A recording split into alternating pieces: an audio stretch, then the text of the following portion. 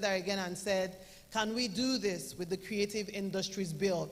Can we bring together these men and women who are toiling endlessly in the different ministries and agencies in the creative industries sector and work to create a policy, right? Or to create, co-create regulations that will help to transform the creative industry. I'm going to be bringing up a man who says go and doesn't say come back. For the past 2 weeks, all I've been hearing is, Tracy, good, do this, do this, do this, right? It reminds me of I will call it my brief stint in the military, right? I went to the military school, and after I came out from military school, I told myself that this is really not what I want to do. I don't really want to be wearing khaki and camouflage at any point in time. I want to welcome Colonel Felix Alaita, retired, who is the Senior Special Assistant to the President on country risk assessment. Please, a round of applause for him as he comes to give the welcome address, please.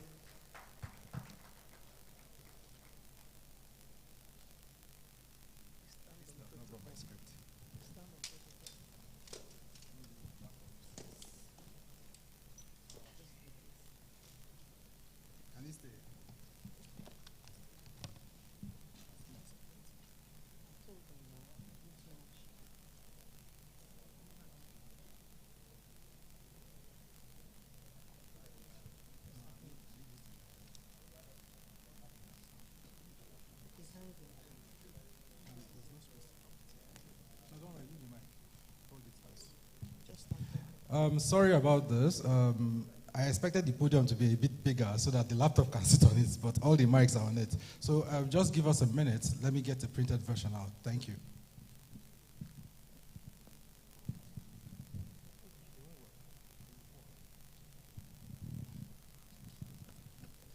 Please, is there an alternative for all these mics? Because everybody that's going to come and speak will not be...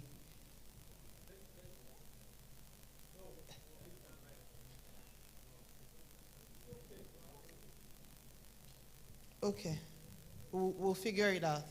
Thank you.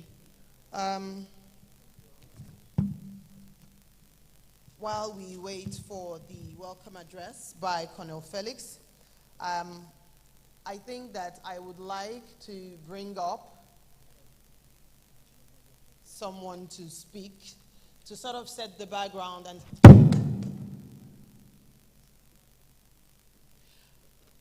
I think we're going to need to clear this up, and I'm not going to be asking about it, please. Thank you.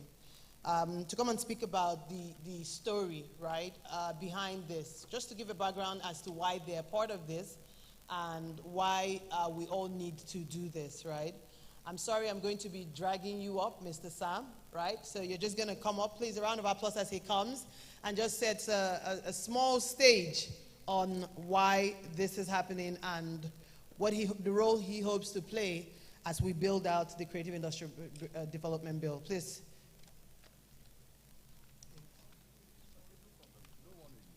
I'm sorry. Especially on the top. It's fine.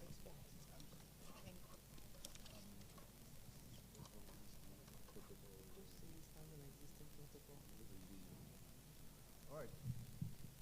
Thank you so much. Although I didn't hear any protocols announced, as a non-governmental person or without enough fluency in the wonderful workings of government, I'll just stand on existing protocols. And thank you so much for the opportunity to at least give a few words from the industry perspective, from the creative industry's perspective directly, about why we're here today and what we hope to achieve. And where we, as one member of the creative industry, hope that for this bill to carry us forward to. As a member of the creative industry, I'll be very, very straight about it. Sometimes we avoid government. Sometimes we're afraid to go to government. Sometimes we just feel like, well, government's just somewhere you go and, maybe you can get, money to do a concert or something. And to be honest, it's the smallest thinking that's not carrying us anywhere. Whereas deep within it, I look at my senior brother, the senior brothers here, and we know that when we have conversations, we know the types of synergies that government and the industry should have. It's providing a platform. It's providing the platforms for the Nigerian creative industry to thrive as a part of a bigger economy, which also drives so many other aspects, right? Of course, by engaging with youth, which is a key part of the creative industry, but not only youth, then this drives interest in the country for tourism. And again, the ongoing effects are repeated across the board. So today, this engagement, although it's not, although there's a lot of details to work on, in fact, this is what today's thing is about, is a working session to discuss some of the challenges and so on.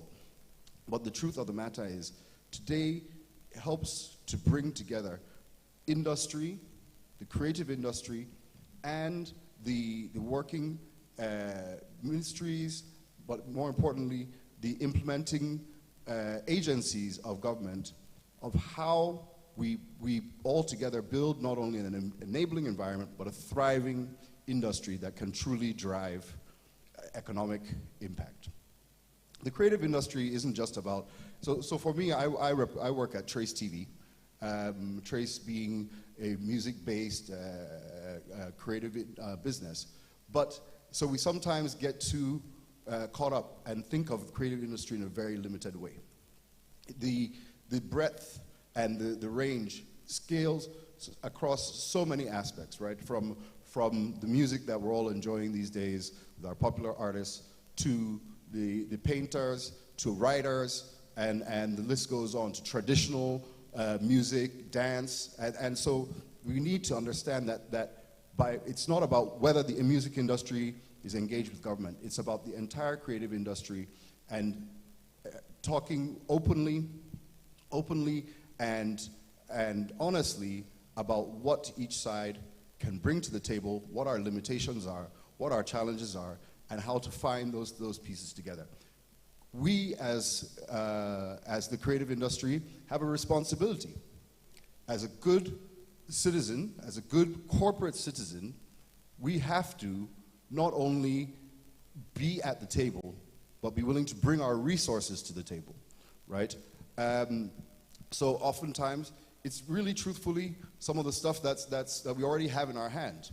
As a media, it's very important that we allocate time, broadcast space, airtime to communicating critical issues.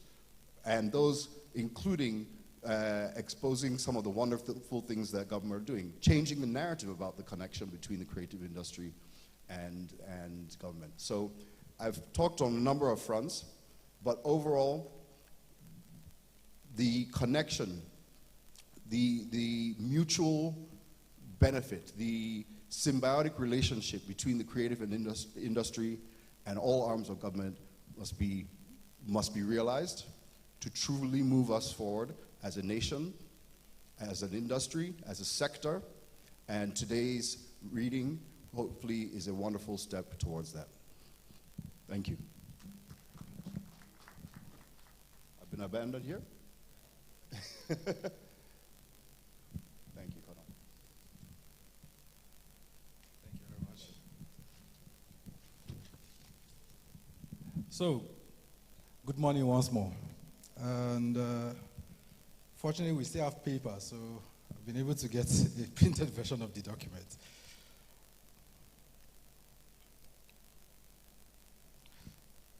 So, I am Colonel Felix Alaita, retired. I'm a Senior Special Assistant to the President on Country Risk Assessment and Evaluation.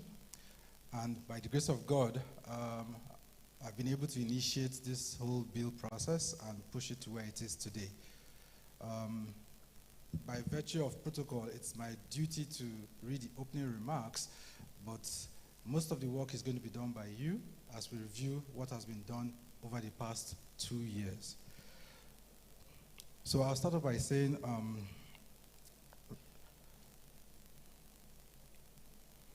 the President of the Federal Republic of Nigeria, who is ably represented by the Chief of Staff to the President of the Federal Republic of Nigeria, who will be joining us shortly, the Honorable Minister of Information, Alhaji Lai Mohammed, also joining us shortly, permanent secretaries, directors in the various MDAs, chief executive officers at agencies and the media, ladies and gentlemen, welcome.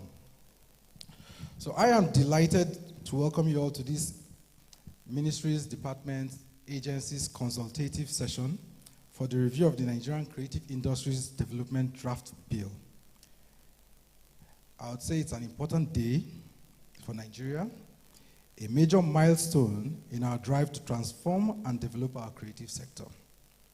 Permit me to start by thanking you all most sincerely for honoring our invitation to this consultative session. Your presence here is proof that we can achieve the goal of transforming Nigeria's creative sector. Once again, thank you all for coming. So the Nigerian Creative Industries Development Bill is an executive bill slated to serve as part of Mr. President's legacy to provide an enabling environment for our creative and enterprising youth. It's a whole of government, whole of nation approach to championing a collaboration between the Ministry of Information and Culture, the Office of the Chief of Staff to the President, and industry stakeholders.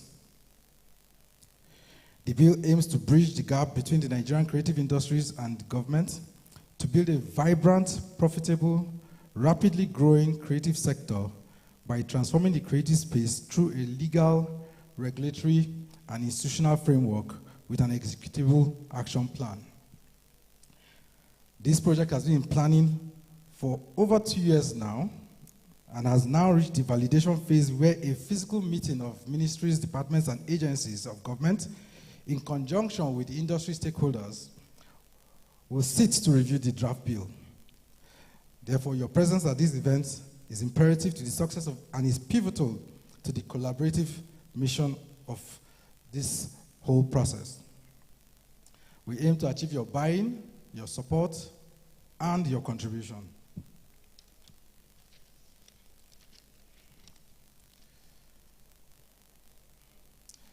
The creative industries are an essential part of Nigeria's economy and play a crucial role in job creation, innovation, and cultural expression.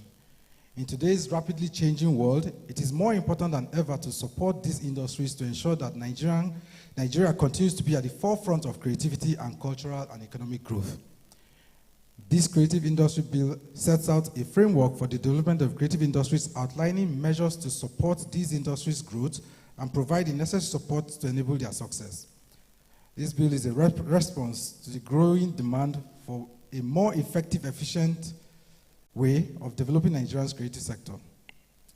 The draft bill takes into account the views of major stakeholders, including government, creative practitioners, the private sector, and international organizations, to ensure that it meets the needs of all parties involved. We have also consulted with leading experts in the field to ensure that the bill is informed by the latest thinking and research in the area of creative industries. As we move forward with the review of the bill, I want to express my gratitude to all who have been involved in its development. Most of them are not here because they are all over the world. In this regard, this session will provide stakeholders with the opportunity to engage in policy-focused discussion with a view to initiating enabling private sector-led growth and development of the creative industry. In conclusion, I would like to emphasize that the bill is not just the creative industries, but it's about the future of Nigeria. It's about ensuring that we continue to be a leader in the creative world, that we continue to support and encourage the growth of our creative industries, and that we continue to be leading light in the world of culture and creativity. I would say the bill is for your children, your children's children, that we may bequeath to them a much more prosperous and fulfilling future. Thank you once more. So before I step down from the podium, I'll just say a few things that don't have to do with paper. I am quite passionate about the creative industries, and that's why I've embarked on this journey. It is not a fleeting thing. I believe strongly that the creative industries can shape our country, can shape our children's mindset, can provide resources that will enable them to have very, very sustainable income, and can grow our economy rapidly beyond oil that we all rely on right now. So I'm really urging you to look at what we've put together, give it your best, tell us what you think should make it better, and let's have a very strong bill that we hope to pass before this administration ends. Thank you very much.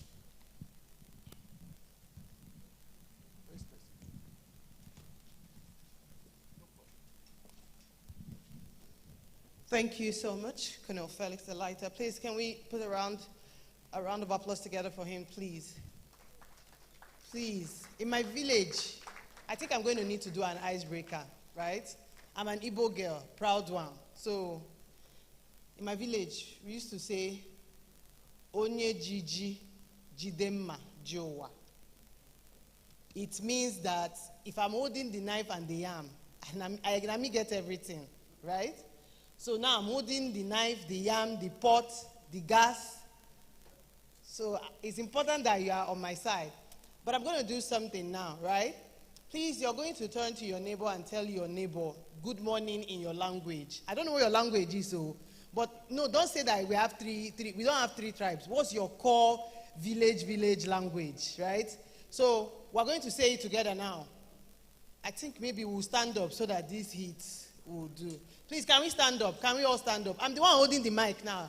So I'm king. After today, I'll be doing Dobale, but today, I am king with the mic. So please, can we turn to our neighbors and tell them good morning in our village language?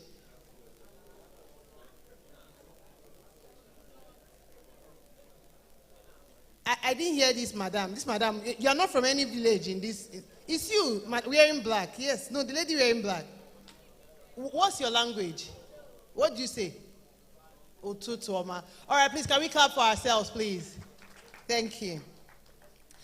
We're going to move now straight into the meat of the matter. We have a presidential advisory committee on this Nigeria Creative Industries Development Bill. A lot of them are all over the world, and so they are tuning in from their different respective locations. I'm talking about people like Mr. Obi Aseka, right? He is a juggernaut in the creative industry. He is a king, right? If there's anything to know about the creative industry at this point, I think he knows about it. I'm going to be introducing him. We also have Mr. Chuka Chukuka, who is a partner, Racecourse Capital. He's also online. We have the head of our Media and PR Advisory Committee under the Creative Industries Development Bill, Tonya Falugi Ekezie, who is the CEO, Simeon's Oasis. She's also right there. We have members of the Bank of Industry in the building. We have people from the Presidential Enabling Business Environment Council. We have people from the Federal Ministry of Industry, Trade and Investment, ably represented. And a lot more people. Like I said, as the event progresses, we'll keep bringing people. We have people, for example, Mr. Ahmed Lawal, who is Director of Programs for NTA, ably represented, or he's around. I'd like to thank everyone who's currently here. We'll keep introducing as people come. Now, I'm going to introduce Mr. Obi Asika to move on to the next item on the program. He's going to be talking to us. Sorry, 1 minute. So this mic. He's going to be talking to us on why Nigerian soft power will own the future. We have been speaking about how the creative industry is going to work. Leveraging technology, the creative industry is billions and billions of dollar valuated industry. And Nigeria is set to tap into that if we create an environment that serves that purpose. So Mr. Obi Aseka, please, the media team, if you can unmute him, I'll be handing over to you right now. You have 5 minutes to talk to us on why Nigerian soft power will own the future. Thank you.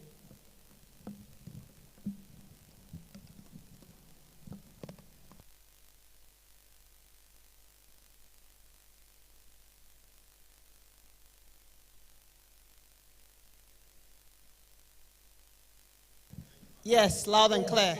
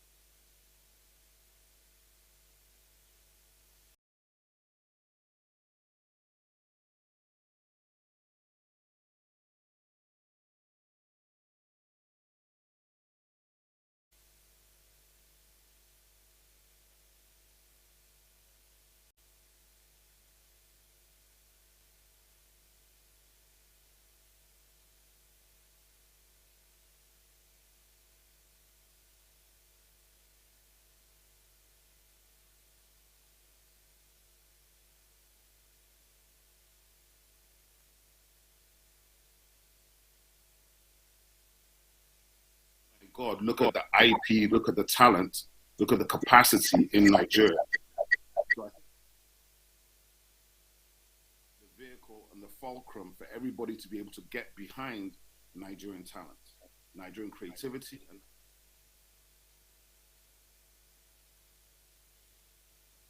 aligned with this because innovation and creativity.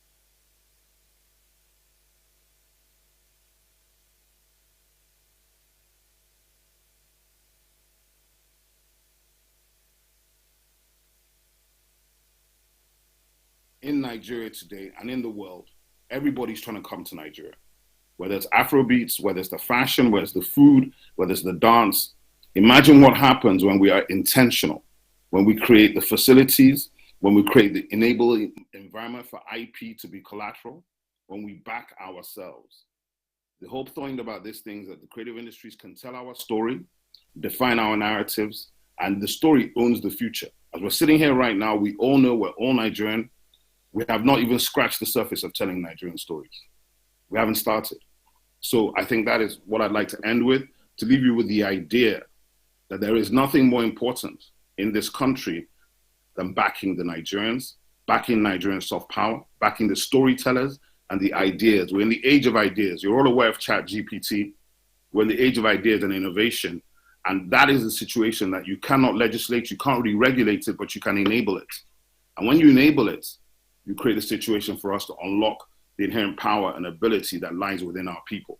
Because trust me, our people are doing it without the support. So let us be intentional and create a support and create a system that enables them to actually key into something tangible. That, I think, is the most important thing the CEDA and the CIDB is about. And everybody who's in the room who can make this happen, you will be part of creating legacy for the future of this country. Because the story owns the future. Ideas own the future, and this is the home of ideas. Thank you very much, and thank you for your time. Thank you so much, Obi, for that wonderful conversation, right? Creativity, innovation, then we rule the world. I'd like to call on Mrs. Tonya Falugi Ekezie. She is part of the Presidential Advisory Committee on the CIDB, which is the Nigeria Creative Industries Development Bill.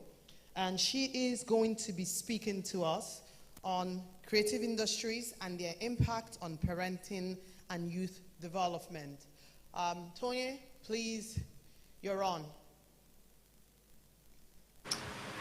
Good morning, good morning, good morning. Good morning, hello everybody. Thank you so much for joining us today. So I'm just going to go straight in because I'm very aware of time. It is only now that we are really beginning to see the crucial role the creative industries play in development, nation building, and as a force for social change. It has the power to completely change the narrative and image of Nigeria, both at home and abroad. So I'm really pleased to be here virtually with you today to speak on the creative industries development bill. This is very personal to me, as I speak from two converging roads, as a creative and as a parent to young children. I've had a varied career as a creative, producing and working on groundbreaking shows and films. But it wasn't until I pivoted to children's content 3 years ago that I really understood how treacherous and difficult the road of a creative is here in Nigeria. You see, creatives are essentially dreamers with a vision, fueled by a passion to turn that vision formed in the mind's eye into something tangible, something meaningful to be shared, experienced, and hopefully enjoyed and appreciated by others. Think about it. What is any culture without its creatives, without its visionaries? In Nigeria, we face monumental barriers to entry and no tangible support. We face theft of our intellectual property, extremely limited access to financing, to which one has to fit criteria completely incompatible with our industry, from institutions that have no understanding of what it is we actually do, trying to fit creatives into the format of more traditional industries. And well, it hasn't really worked. We face lack of access to facilities, infrastructure, and necessary training, as well as archaic and exploitative distribution channels. I could go on, but I'm sure most of you here are aware of the many issues that currently stand. My switch to children's content and also becoming a children's book author came directly from the experience of becoming a parent and the need my own children had. As a parent to young Nigerian children, it is shocking to see how little attention has been given to developing content for our young minds. We are bombarded with foreign cartoons, films, channels that are imprinting a value set on our children in which they do not exist or exist as a token or a one-off. So what are we saying to them? What is this vacuum speaking to them? What is it being filled with, if not our history, our culture, our stories, and our values? These minds will grow, and they will grow to appreciate the other first, rather than our own. And we can see this in our nation today. Therefore, representation is everything. And we have an unmistakable chance, one we should take, to change the narrative, to change minds, and to change our future for the better. The Creative Industries Bill is our chance to make this transformation and to bridge the gap between the government and the people. Now note, this is not just for the creatives that exist today. We must look to the future. And that means engaging our youth from the youngest age of nursery school to be immersed in creative arts as a tool for learning, for understanding, and as they grow, an actual valid vocation to which they can have meaningful careers and livelihoods.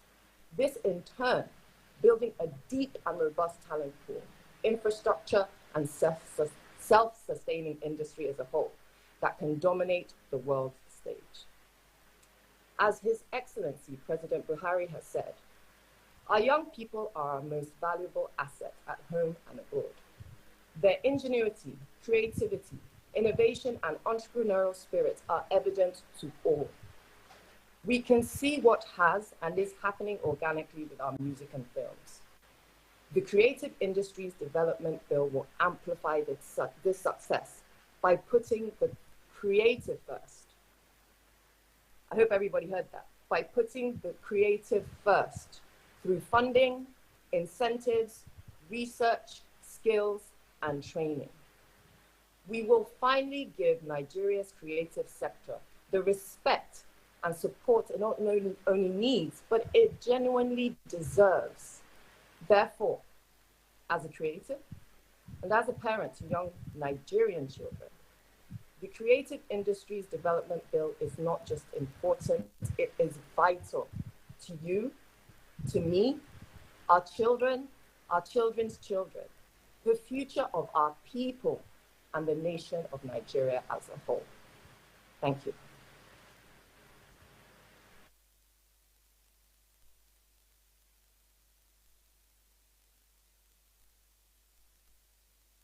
Thank you so much.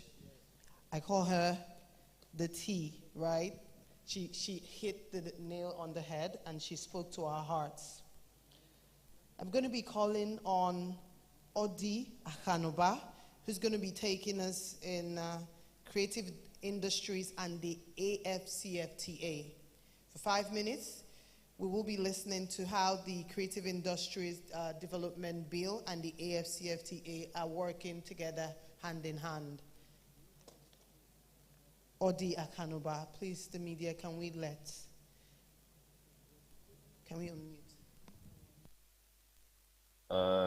Good morning, actually, in Abuja. All protocols observed, and like the previous speakers have done, I'd like to thank all of those who are responsible for pulling this together, for the excellent work that has been done to get us to this point. My name is Odi Akanoba. I work for the African Export-Import Bank, and I led the development of the program, which has now become known as the Creative Africa Nexus CANEX. On that journey, it became very clear to me just how important Nigeria is to the creative narrative on the African continent. I mean, it's quite obvious what has happened as far as our music is concerned, as far as our films are concerned. These things are in very high demand and are increasingly digestible in the export markets that matter. So what I would like to focus on today is the value of the Nigerian creative economy from a commercial standpoint, actually. Um, my colleague and brother Obi spoke very well about the soft power, which is critical. You know, it's valuable in terms of nation branding and so on and so forth. But there are also very, very compelling commercial reasons why we need to take the development of the creative economy in Nigeria very, very seriously. And this is one of the key things that the CIDB is designed to address. In doing the work on the development of the bill, what we did was interrogate the gaps that exist in the Nigerian creative ecosystem in such a way that the bill can fill those gaps. You know, we are clear on what the advantages are as far as you know, youth development, nation branding, market access, employment, and so on and so forth are. And I think a speaker coming down the line will speak to us more with regards to that data. But the bill has been, or the team behind the bill has been very thorough in terms of identifying what the gaps are and, you know, trying to highlight potential solutions to those gaps within the bill. I think the high level gaps that have been identified are around financing. You know, the government really needs to, we as a collective, not just the government, but we as a collective need to figure out a way to finance the industry in such a way that it can meet its true potential and compete with other developing markets, such as, you know, South Korea and India and China. When you consider the kind of success that countries like that have had in the creative economy, there's no reason why Nigeria cannot be in the same bracket. But it requires financing, it requires skills development. We need to figure out ways to get Nigerian content into the markets that matter, and we need to put the right policies in place to facilitate all of that. I know I only have 5 minutes, so I will spend the last 1 minute or so just reiterating the value of the creative economy in terms of employment. We have a youth unemployment issue in the country at the moment. You know, putting structures around the creative economy will go a very, very long way in terms of solving that problem. It will speak directly to economic diversification, which I know is on the agenda of virtually every politician at the moment. You know, we all know that we need to move away from the commodities and oil and generate forex doing other things, and the creative economy is definitely one of the industries that holds the most potential in that regard. We can also use the creative economy to engage our diaspora and get them more involved in the things that we're doing back home. You know, it is a very, very potent channel through which diaspora engagement can happen. And again, I think the issues around things like nation branding and soft power have already been highlighted and addressed. So once again, I thank you all for taking the time to hear us out today, and I look forward to very productive deliberations through the course of the meeting. Thank you. Thank you. Please, can we clap, clap, clap, clap, clap, clap, clap. All right, we'll be having Fatima Aliku Mohammed, who is going to be speaking with us on the potential impact of the creative industries in the Northeast. Fatima Aliku Mohammed on the potential impact of the creative industries in the Northeast. 5 minutes to Fatima.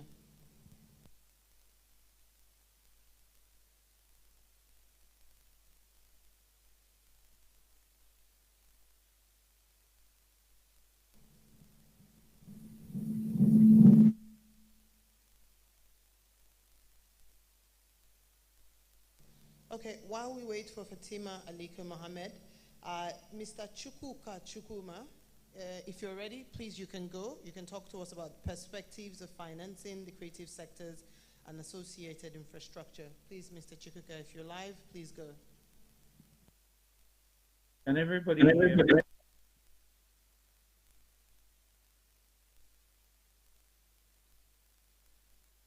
I just want to confirm you can hear me before I go ahead.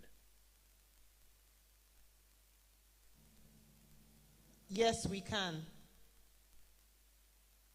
Okay. Fine. Well, thank you very much. My name is Chukwuka Chukwuma. I'm a partner at Racecourse Capital Partners. The title of my topic, and I would like to please stand on all protocols. The title of my topic is Perspectives of Financing the Creative Sectors and Associated Infrastructure. I speak to you today from my head and my heart. From my head, because I'm an investment banker who has raised billions of US dollars across multiple sectors, including the media and entertainment sector.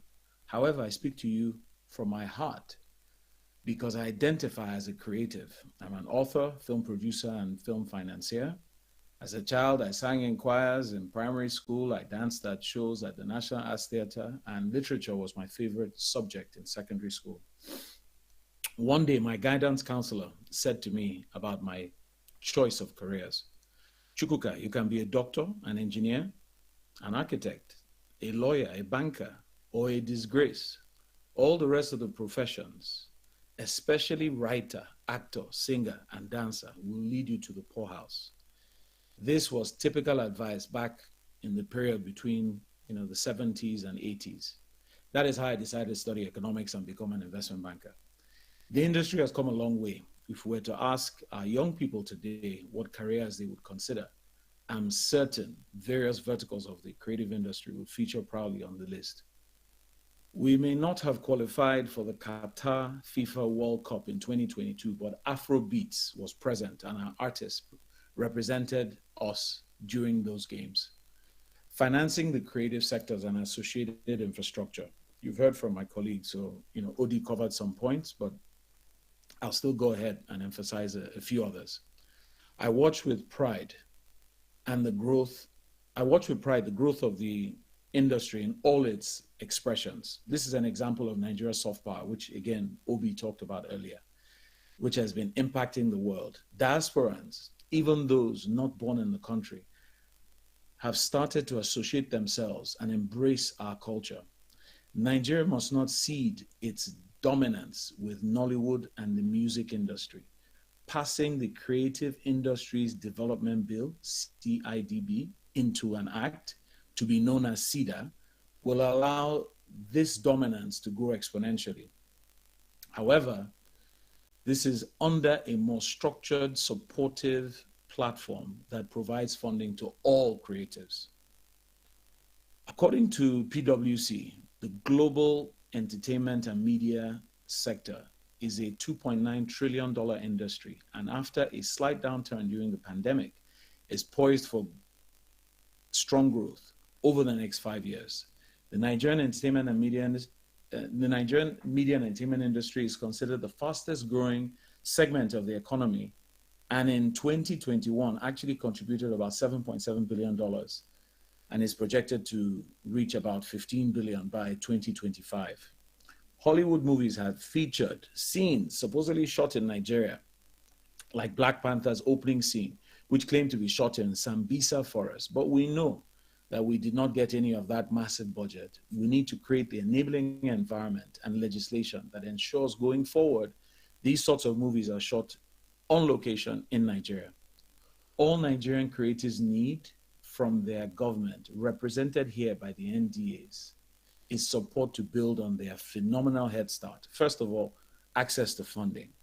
Facilitate access to significant funding for film productions, as an example, through the creation of investment funds, grants, and low-interest concessionary loans to support the sector's development. 2, tax incentives.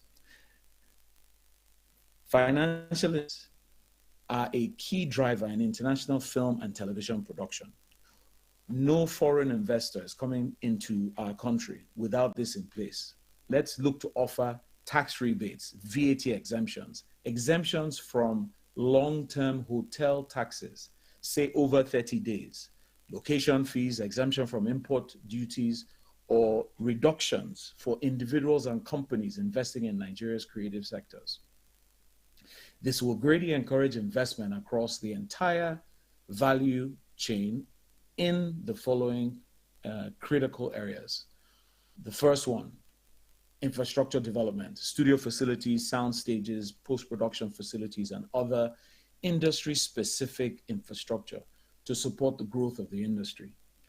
Second key area, talent development, training programs, and support for the development of local talent, including actors, directors, writers, and technicians, to ensure a pipeline of skilled professionals.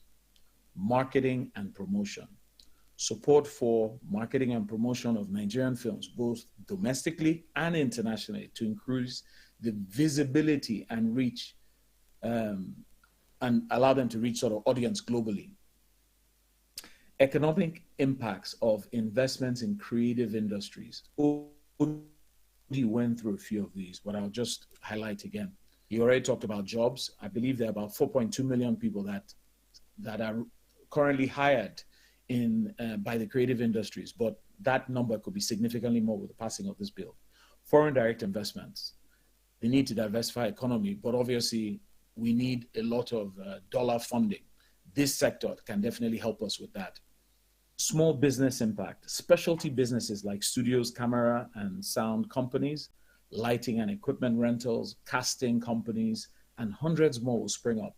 On the public-facing side of things, you have cafeterias, caterers, painters, vehicle renters. All these will attract investment, hire people, and be themselves viable to invest in. The hospitality industry will be impacted hugely because media productions occupy thousands of hotel rooms and utilize many other hospitality and travel services. Film-induced tourism has shown in multiple studies to provide measurable impacts on local economy. Decreased brain drain, aka the Japa syndrome.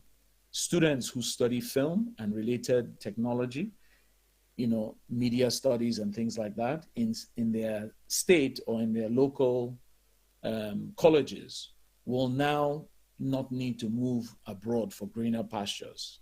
And of course, increased tax base created by industry job growth and higher incomes will spur the growth of property and sales tax. Here's the call to action. Time is actually not on our side. The competitive wars are being fueled by demand for content across the globe. In Africa, countries like South Africa, Morocco, Kenya, Rwanda, and others are making strides to enhance the competitiveness of their film and creative sectors. Even Ghana next door is as well. I'm sure you'd have seen some announcements over the last couple of days for Ghana. I have been quoted as saying the key difference between a developed country and a developing one is the quality of human capital deployed.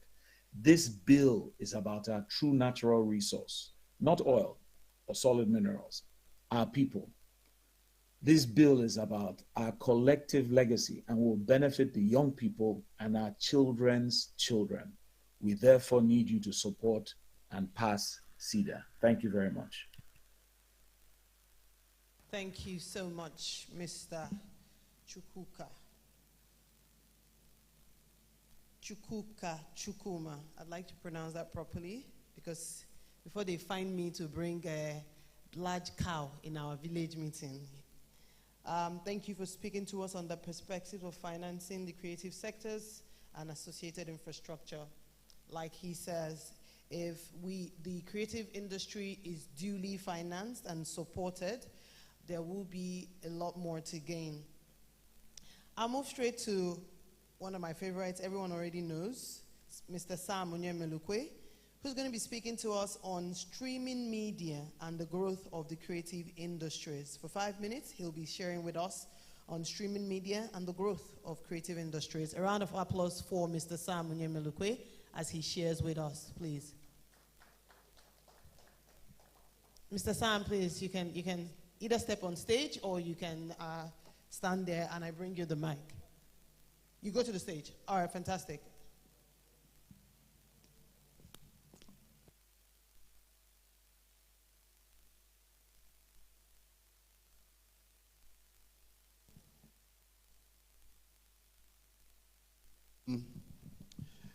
You know, as we say in the music industry, I'm dropping another hit right now. So, I didn't properly introduce myself before, so I'll just repeat. My name is Sam Onyemelukwe. I'm the Managing Director and Global Business Development Director for Trace SA, which is the company behind Trace TV and hopefully Trace Naija and a few other channels that hopefully you're aware of. Specifically, I'm going to speak briefly about streaming and the impact of that on the creative industry and the economy. And I'll do it first from a business perspective.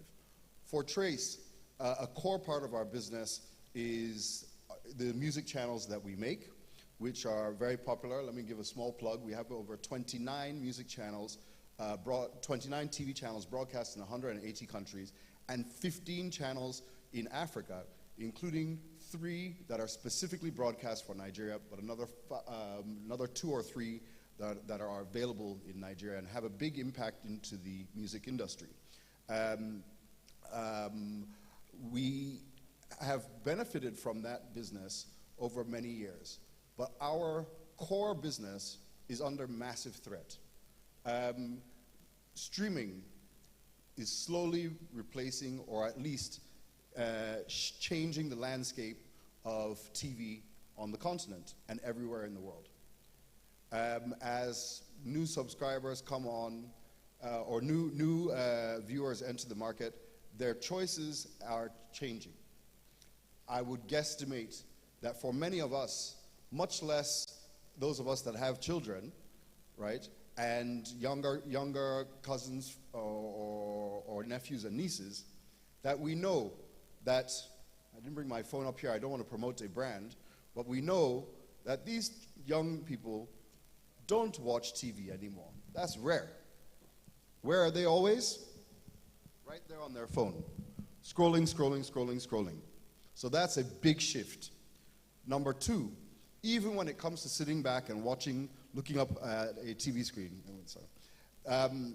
it comes back sitting back and looking at a TV screen, many of them are enjoying what the digital landscape offers, which is your choice of the exact content you want to watch at the exact time you want to watch it, and you can pause it while you go to the kitchen to get a refreshment, right? So that's the power of streaming, and our industry is under threat by that. Or at least, I wouldn't say our industry, our specific business at Trace is under threat by that. So for us, it's been critical that we adapt to the digital transformation that's happening before us. And to bring it now to a wider picture, what that's done for Trace is forced us to invest in much more content, right?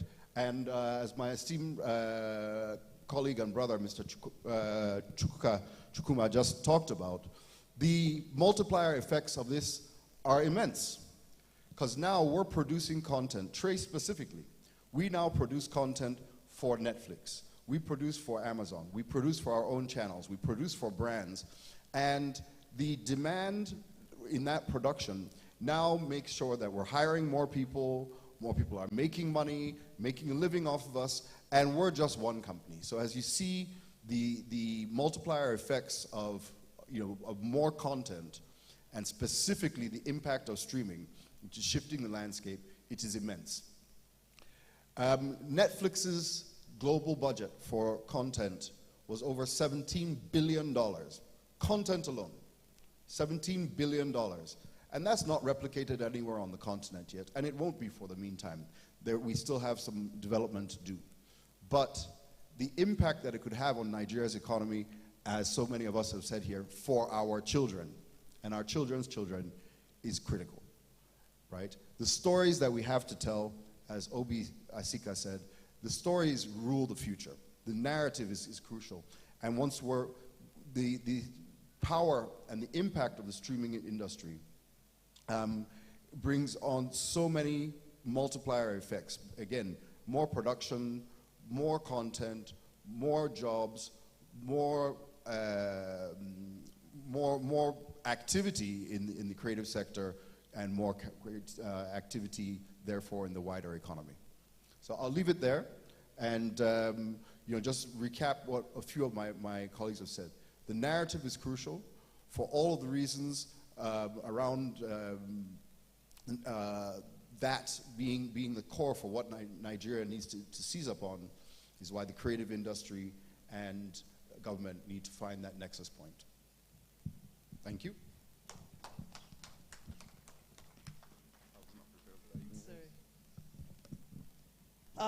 Thank you so much. Please, can we clap? I've come back here with my... You know, in our villages, there's that staff of office that they give to the king. This is my staff of office. And you see all those men that have security, those security that used to guard the king, they are my security. So when I say we should please clap, let's clap, unless I will send my security to come and show up. Please, can we clap for Mr. Sam Onyemeluko, please? I picked something from what he was saying. Netflix's budget, over $17 billion. You know, when they used to say this $17 billion, you just be saying 17 billion. Right? $17 billion. I'll use Igbo, Babie. Break it down. Right? And so you understand in Naira what that ramification looks like. I'm going to tell a small story, right? Working on the Nigeria Startup Act, right? My boss, Mr. Oswald Osaritin Gobadia, would tell a story and say that, typically in the US, they will say, oh, our unicorns, are going to come from here, come from garages. But we don't have any garage here in Nigeria. I mean, when we were growing up, we had garage. But now, you don't even have enough space in your house to have garage, so you park outside. But he's saying that our garages would be our villages, would be our communities, right? Where we would have young men and women who are going to be building, right, the world's next solutions, right, from Africa. And so the world's next unicorns will come from Nigeria. And that hits, that rang a bell. Because if you go through social media every day, there's one young guy or young lady who's creating something. But because there's no support system to even identify, categorize and support them, we lose these kids, right? Either to someone exploiting them, right? Or maybe they just decide that, that's not for me. But Nigeria is not going to happen to us like that, because we have able men and women in this room that, they have track record. And that's what I like, right? Most of the people I've seen in this room are people who have had track record of actually doing the work that it takes to be able to do this. While Mr. Sam Onyemeluko was on, we had Professor Ben Akabweze, who is the Director General of the Budget Office for the Federal Republic of Nigeria, walking. Please, a round of applause for him, please. Thank you. I'm going to have one more person speak to us before we allow our special guests of honor to give us their goodwill speeches, and then we'll move into the tea break, right? I'm really looking forward to that because I've been waiting to drink coffee. So this will be my excuse. I'm going to go ahead and allow, I don't know whether Fatima is back on. Okay, she isn't back on. Okay. I'm going to go ahead to welcome the DG of NTDC to come and give us his goodwill speech. He's going to talk to us about the work that he's doing at the NTDC. He's going to talk to us about what he thinks. I mean, some people, when they just see this video, they're just like, Well, he's going to share that with us. One of the things we're doing here is honestly reviewing this, bringing all our thoughts to bear and creating something. And we call it co-creation. Another thing that we did in the Nigerian Startup Act was creating an approach called the Big Tent approach. This Big Tent approach is literally what we're doing here. We're bringing everybody that is involved under a tent and saying, let's work to create or co-create an inclusive and sustainable bill that we will be proud of, that our children will be proud of. So just know that you're not just here in this room as, government protocol or, private sector protocol. You're here and you're actually etching your name in the sands of time. Please, a round of applause as Mr. Folorunsho comes on stage, please. Can we clap for him? They will not pay me. Please, can we clap?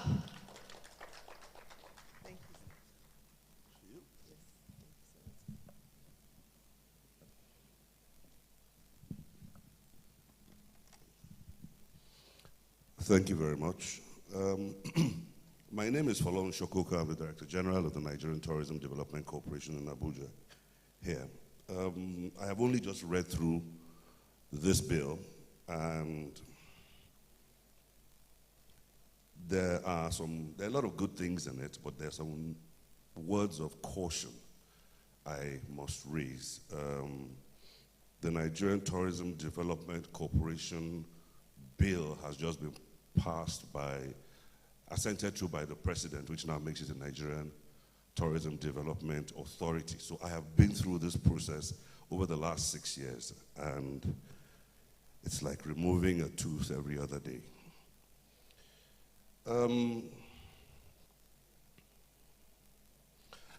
I like the fact that government and the private sector have finally realized that the creative industry is an industry that needs to be treated specially. And for that, I am happy with this bill.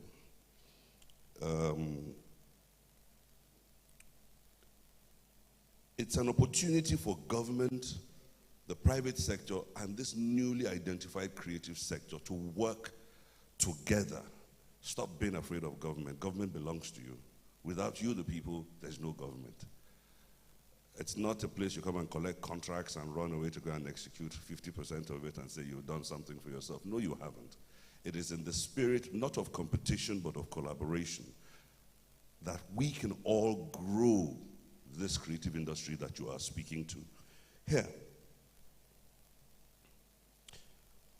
one of the problems you're facing is the gap between the skill sets, the disruptive digital skill sets that you in the creative industry employ that doesn't exist in government. Help government put those skill sets together so that you can communicate on the same frequency. Look, I was educated on pen and paper. Now I have to use an iPhone. Do you know what kind of culture shock that was to me?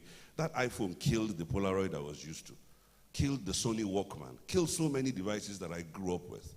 That is my pen and paper education, but I have struggled to come onto the iPhone generation. You have to help communicate better in a simpler intermediate form or language that government can work with. I'm not saying government doesn't speak digital, but I know the issues from the inside.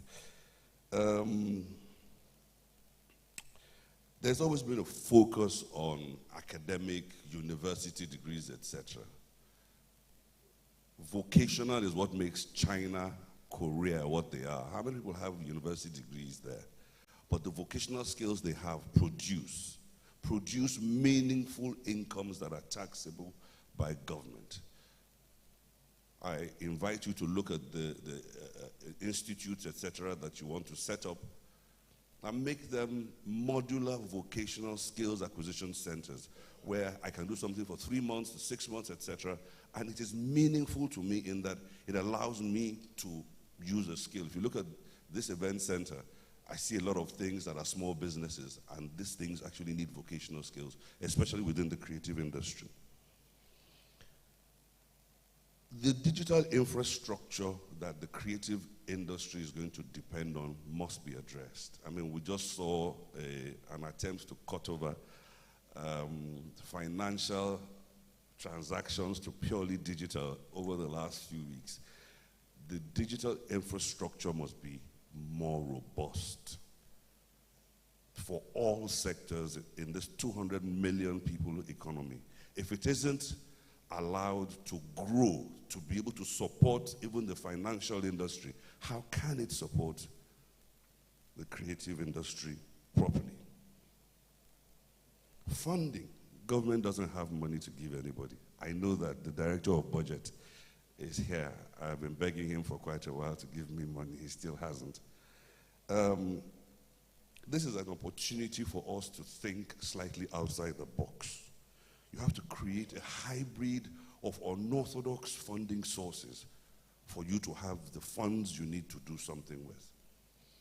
Who has assets like government? Nobody. What are those assets doing? Are they encumbered by any liabilities or debt? Who has money? The banks. Is it possible for the bank, for government to give the collateral to the banks for the banks to create the funding that makes money cheaper for the creative industry to use. It's an idea on one side, and well, if I can't give you money,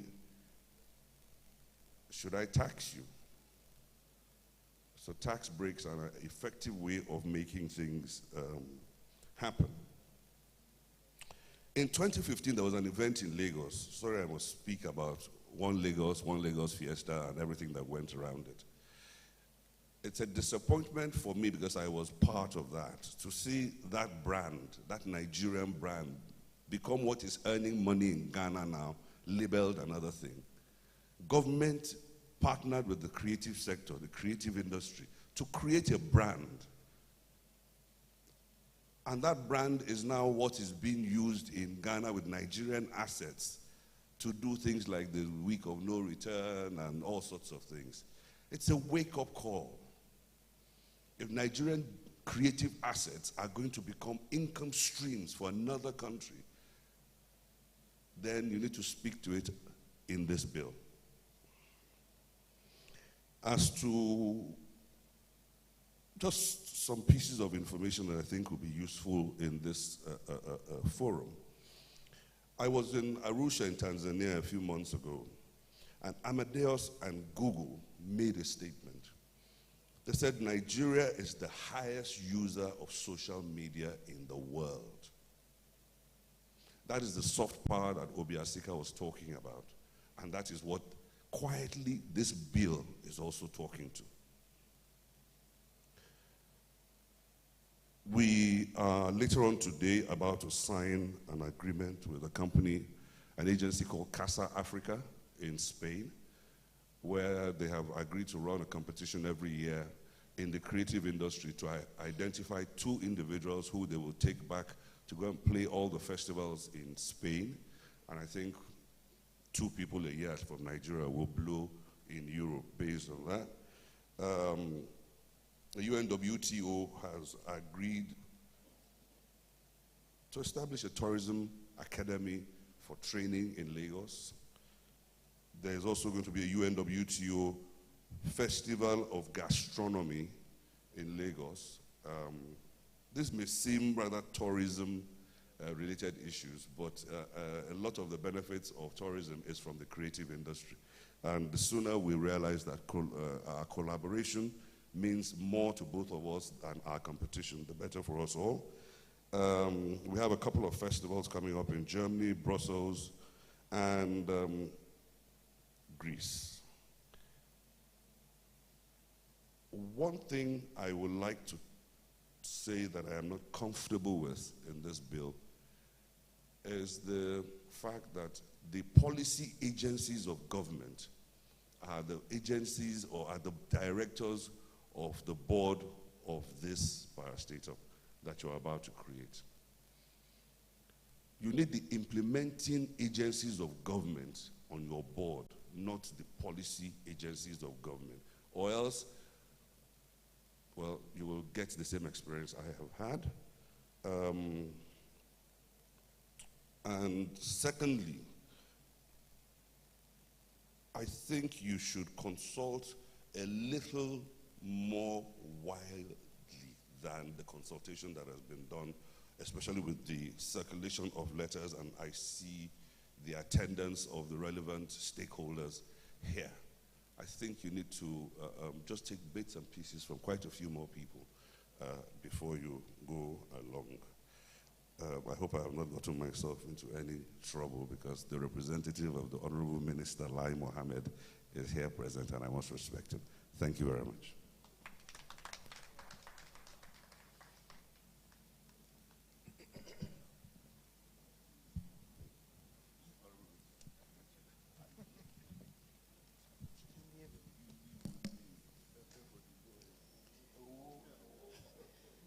Thank you so much, the Director General of the NTDC, Mr. Folorenshaw. That was a very sincere and heartfelt conversation as to the work that the NTDC is doing. I like the fact that the NTDC is forward-facing. It's leveraging innovation and it's thinking for the future. I'm going to be bringing up Otun Baron-Showe, but he's going to be here. He is representing the Honorable Minister for Information, Alhaji Lai Mohammed. He's going to be giving a goodwill speech on behalf of the Honorable Minister, but I would also like him to speak a little bit on the work that he's doing at the National Council for Arts and Culture and his takeaways or hope for today's event. Please, a round of applause for him as he comes forward to speak, please. Please, a round of applause. The people that are not clapping, no tea break for you.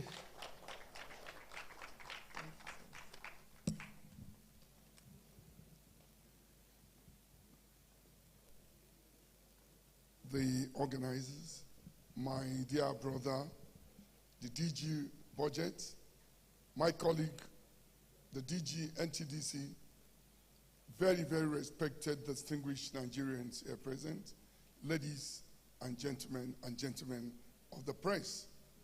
It is my pleasure today to represent the Honorable Minister of Information and Culture to put in one or two words in what is actually going on. But let me quickly tell us here, I'm not used to the speaking too much English. I'm going to the practical aspect of whatever I do, because if we don't quickly address what is going on in Nigerian posterity, will judge all of us. A lot of things are being done the wrong way, and we just leave it, and we think somebody will come tomorrow and correct some of them. It will take some time. I will first and foremost respectfully look at the document where I believe in most cases we rush into conclusions, and that is why we have a lot of bits to carry along. As for the bill, I will set up a legal team. It's the right thing to do. A legal team will look at what areas is it conflicting with other parastatals, what area is it touching on other places, because the reason is very simple. Instead of the creative industry bill, what is happening to the present parastatals of government in place? Are they doing well? Do they need to change some of the things they're doing? We need to look at all of these things. It's not just every day. After the creative industry bill, somebody will come tomorrow again and create another bill. And we'll be billing, while the whole world is moving forward. We are still there thinking of what is still keeping us. Today, I'd like to tell us, like Folorun Shokuka just mentioned, the bonus of the issue is that we compete to ourselves too much. I am happy and proud today that I've done my best in tourism. I left. Folorun Shokuka has got the bill to expand the legal framework of that sector. That is what we should be thinking. It's not just all the time everybody wants to own an aircraft. Everybody in Nigeria wants to own an aircraft and put his name. Dangote aircraft, Rushewe aircraft, Folorun Shokuka aircraft, Obaze aircraft, and at the end of the day, we are not making progress. So for me, a legal frame committee will be set up to look at this document. And I'd like to tell the organizers quickly that some of the items in those documents are infringing on some parastatals that are already set up by government, by law. So we'll be going back and front and be going here and there. I'd like to say it also that tourism is to market and promote the brand identity developed by culture of a creative Nigeria. Nigeria is not two, it's only one. So when we set up that legal framework, we'll now come to look at it and get it. Distinguished ladies and gentlemen, as at 1991, there were only 4-story buildings in Dubai. Dubai had oil, Nigeria had oil. Dubai used their own oil to develop what I call cultural and tourism policies. And today, Dubai is ruling the whole world.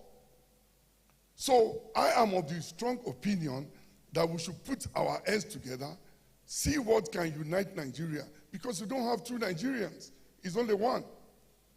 For me, the National Endowment Fund Creative Endowment Fund is there, set up by law. We've not been able to activate it to get what we needed to have picked out of it. So for me, I've listened to every speaker. I've looked at the document. We will do a formal report to the Honorable Minister of Information and Culture, who will be guided on what next to be done with this document. So, ladies and gentlemen, that is from the ministry angle. Now, for Otumba Segun Rushewe, DG NCAC. I'd like to say that I am coming here based on the invitation of the minister. I personally was not invited here. He's the minister. So it is obvious that how can we discuss creative industry in the Nigeria of today and NCAC is not seen as a principal factor? That is for another day. But that the DG budget is here today is my greatest joy. Because during one of our sections, we all agree that we needed to merge the parastatals of government. I'm in government and I'm supporting. We need to merge the parastatal, not to be building more parastatals. The ones that are there now, are they performing? Are they giving the necessary device to help this country? Please, we need to understand something. Nigerians are tired of hearing big English. What can put food on our tables is what we should be thinking of at this time of our life. Dubai don't have a national assembly. Dubai don't have a lot of protocols we have in this country. Today we need to sit down and see what can bring food to the table of Nigerians should be the principal factor and the focus of anything we are doing. So for me, my position will be seen with a document in the next 7 days. Will be sent to the Honorable Minister of Information and Culture to show what we believe and the next line of action of this beautiful. Distinguished ladies and gentlemen, I'd like to round up this quick message with just one word. Before Chief M.K. Abiola left this wicked world, he said something. No matter how intelligent a man or a woman is, he or she cannot clap with one hand. You need the two hands. The time has come for Nigerians to put hands together, to clap and put us where we should be. And that should be the spirit of all togetherness. God bless Nigeria, and thank you very much.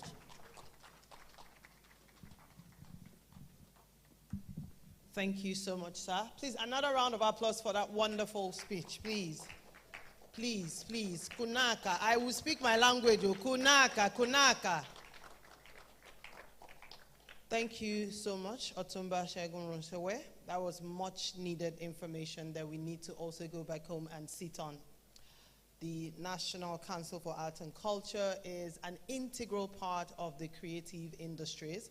We recognize that, we realize that, and we're going to do all that we need to do to work with the NCAC to make sure that what we're doing translates to food on the table for Nigerians. Please, another round of applause again.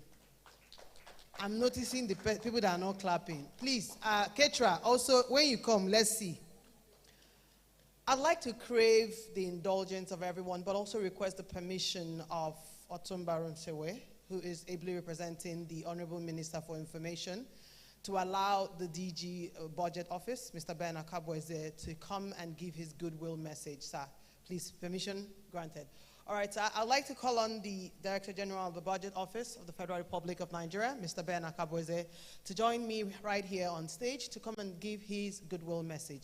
A round of applause as he comes on stage, please. Please, let's clap so he can give us money. Clap, clap.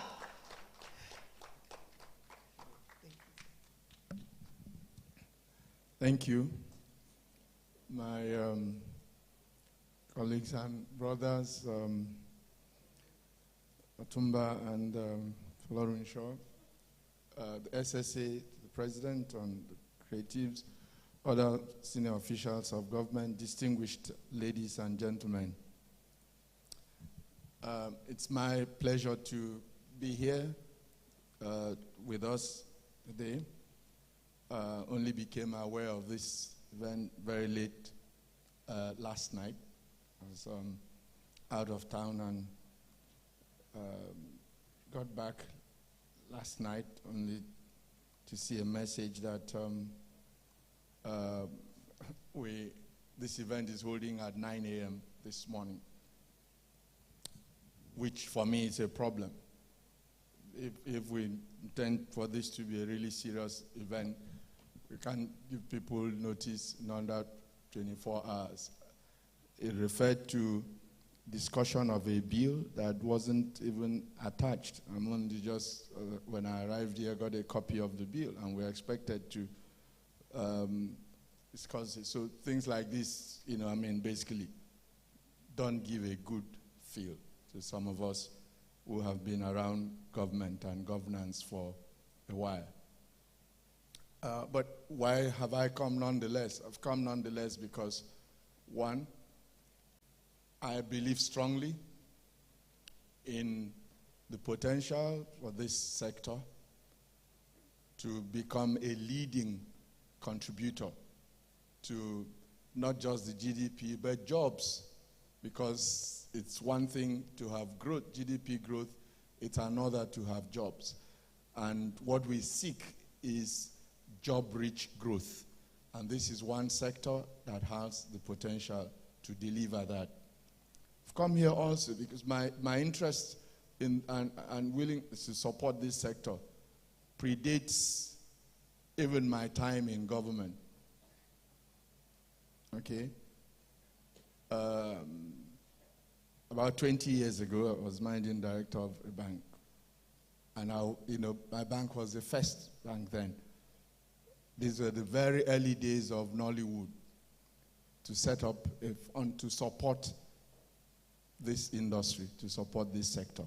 So I have believed in this a long time ago. However, from where I sit now, let me make this very clear up front. This document says it's a bill to, let me read the exact language. It says it's a bill for an act to establish the Creative Industries Development Commission and to provide an enabling environment for the creative industries in Nigeria and other related matters. So there are two big parts to it. One is the establishment of the commission. Personally, and the office that I currently head, will not support on any condition the establishment of yet another agency of government. We have for long maintained that in this sector, right now, there are too many agencies, and we have maintained that this sector needs to get its act together, harmonize these agencies, streamlined, so we stop dissipating resources and stop working at cross purposes and focus on the goals. And therefore, the much that I have seen in this bill, there's nothing here that one of these agencies, even if it requires an amendment, cannot be amended to basically take on board. We will not be supporting the establishment of, but we don't have the final say, of course, but, and this is a consistent position that we have taken for a while. Many of you have heard about the famous Oronsayo report and all of that. For 10 years now, we've put it aside. And today, we do not only just have a committee working on the implementation of the Oronsayo report. We have another committee reviewing the additional agencies that have been established since the Oronsayo report. And believe me, there are quite a lot. We can't continue like this as a country. It's not fiscally sustainable. The second part of the objective of this bill, however, which is to provide an enabling enabling environment for the creative industries in Nigeria and other related matters has our full support, and whatever is needful to be done in this regard, we will be prepared to do and support. There are other specific details which, in the interest of time, I'm not going to this thing, but my office will also prepare, a memo, on this and submit. But let me caution here. Trust me, I know that some of the people who are probably involved in this process, given by the cast of speakers today, are people who have been associated with this industry, this sector for a while, and who I have no doubt have the best interest of this sector at heart, and perhaps believe that this is the, but trust me, if we go forward on this basis, this might become a clog in the wheel rather than, I've seen here about fees to be charged by the commission and all of those kinds of whatever, and all of these. I'm seeing here things about borrowing powers. The commission will have power to borrow more money. I think that the jury is out about whether Nigerians think anybody should be borrowing any more. So, the creative industries impact fund, great idea. But such funding exists today already by the central bank, as far as I know. I don't know what's impeding access to it. So if people are thinking about a fund that will be government money and therefore, basically national cake, easy to whatever this thing, it's not going to happen because the capacity of government to even do such things doesn't exist. This sector has come this far, almost in spite of government rather than with government. Don't bring too much government into this sector. You risk, losing a lot of what we have gained so far.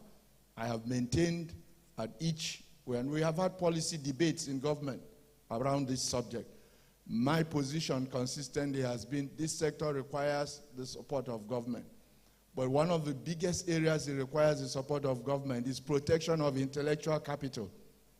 Today we have agencies of government whose job it is to do that. They're not doing that. Creating another commission isn't going to change that. Anyway, I'll leave it like that, and I just wish the forum, the very best as it engages in the objective of, creating, further growth in this very critical sector of our economy. Thank you, and God bless you. Please, can we clap? This deserves a better clap. Please, let's clap very well. Let me tell you what I'm excited about. I'm excited that this discourse is intentional. I am excited that this discourse is honest. That everybody who is coming up here is saying exactly what they want to say, what they mean to say, and they're speaking to the heart of this gathering. Do we know it all? No. Are we hoping to learn? Yes. That's why we are here. We're bringing the people, like I said, the men and women who've been in this industry, leading, and who understand the intricacies of government. Now, I hear Mr. Ben when he says, the creative industry has thrived in spite of government. So we're not putting so much of the government. But one of the things we've realized in creating an enabling environment for first, like the startup ecosystem, is that the innovation and growth and development that we're going to have to bring in happens at the intersection of displacement and disruption. Disruption because innovation brings disruption. Displacement because if government is not brought on board, if government is not involved, for example, the guy who created the app or the guys who created the money app said to themselves, I don't want to stay in the bank for too long. Why can't I just sit down at home and do transfer? and they created it. But what they didn't remember is that now there were millions of people who were laid off by banks because, well, people weren't walking into banks anymore. Now, the chunk of those people who have been unemployed will be thrown back into the unemployment GDP, and the government has to shoulder that. The essence of bringing government on board and dragging them, yes, we're not going to bring all the funds, or we're not going to bring everything on government, but we need government. Government is needed. Anyone who says that, we understand why we need the government, Mr. Ben, and I like that. I like the things that you said. And we're also looking at that Big Tent initiative, which is why the private sector is also here, right? So for all the things that we would need from the private sector and from the government, we're going to push to see what works, right? I like that a lot of questions have been asked, so I'm not going to push us into tea break. I'm going to bring up someone, right, who is the head of legal for this to sort of answer a bit of these questions before leading us into tea break. And after tea break, we'll now go into the conversation. Now, Alex is the law firm that handled, it's an international law firm that works both here in Nigeria, in Africa, and some other countries in Europe and all over the world. Alex is the one who helped us to deliver the Nigerian Startup Act, and Alex is the one that we're also working with to deliver the Creative Industries Development Bill. I'm going to bring up Mr. Davidson Uturu, who is the head of legal for this, and he's going to come and answer a few of these questions because it's important that we are on the same page. Like Otumba Runshawe said, we can't clap with one hand, so it's important that we know how to clap with two hands, right? He's going to answer a bit of some of these questions, and then subsequently, he will take us into tea break, which we would hurriedly do, and then come back to dissect the meat of the matter, so that at the end of the day, we walk away here with a document or with resolutions that actually speak to the current realities of the country and then also achieve what we want to achieve. Do we agree? All right, please, a round of applause as I bring up Mr. Davidson Uturu, please, to the podium. It's only the organs that are clapping. I'm wondering. It's like they will reduce this AC. Thank you. Thank you, Tracy. Maybe some are not clapping because they feel that lawyers are always very boring people. Can you clap for me, please? Clap like you. Good morning, everyone. I stand on existing protocols, but of course, I have to acknowledge my elders that are here, the Director General of the Budget Office of the Federation. Good morning, sir. I'm a great fan of yours. And I'm not saying that because we want you to give money, but I am indeed. Oops.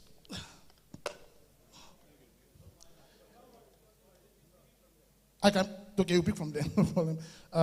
Otumba Rusewe, I greet you this morning, representing the minister.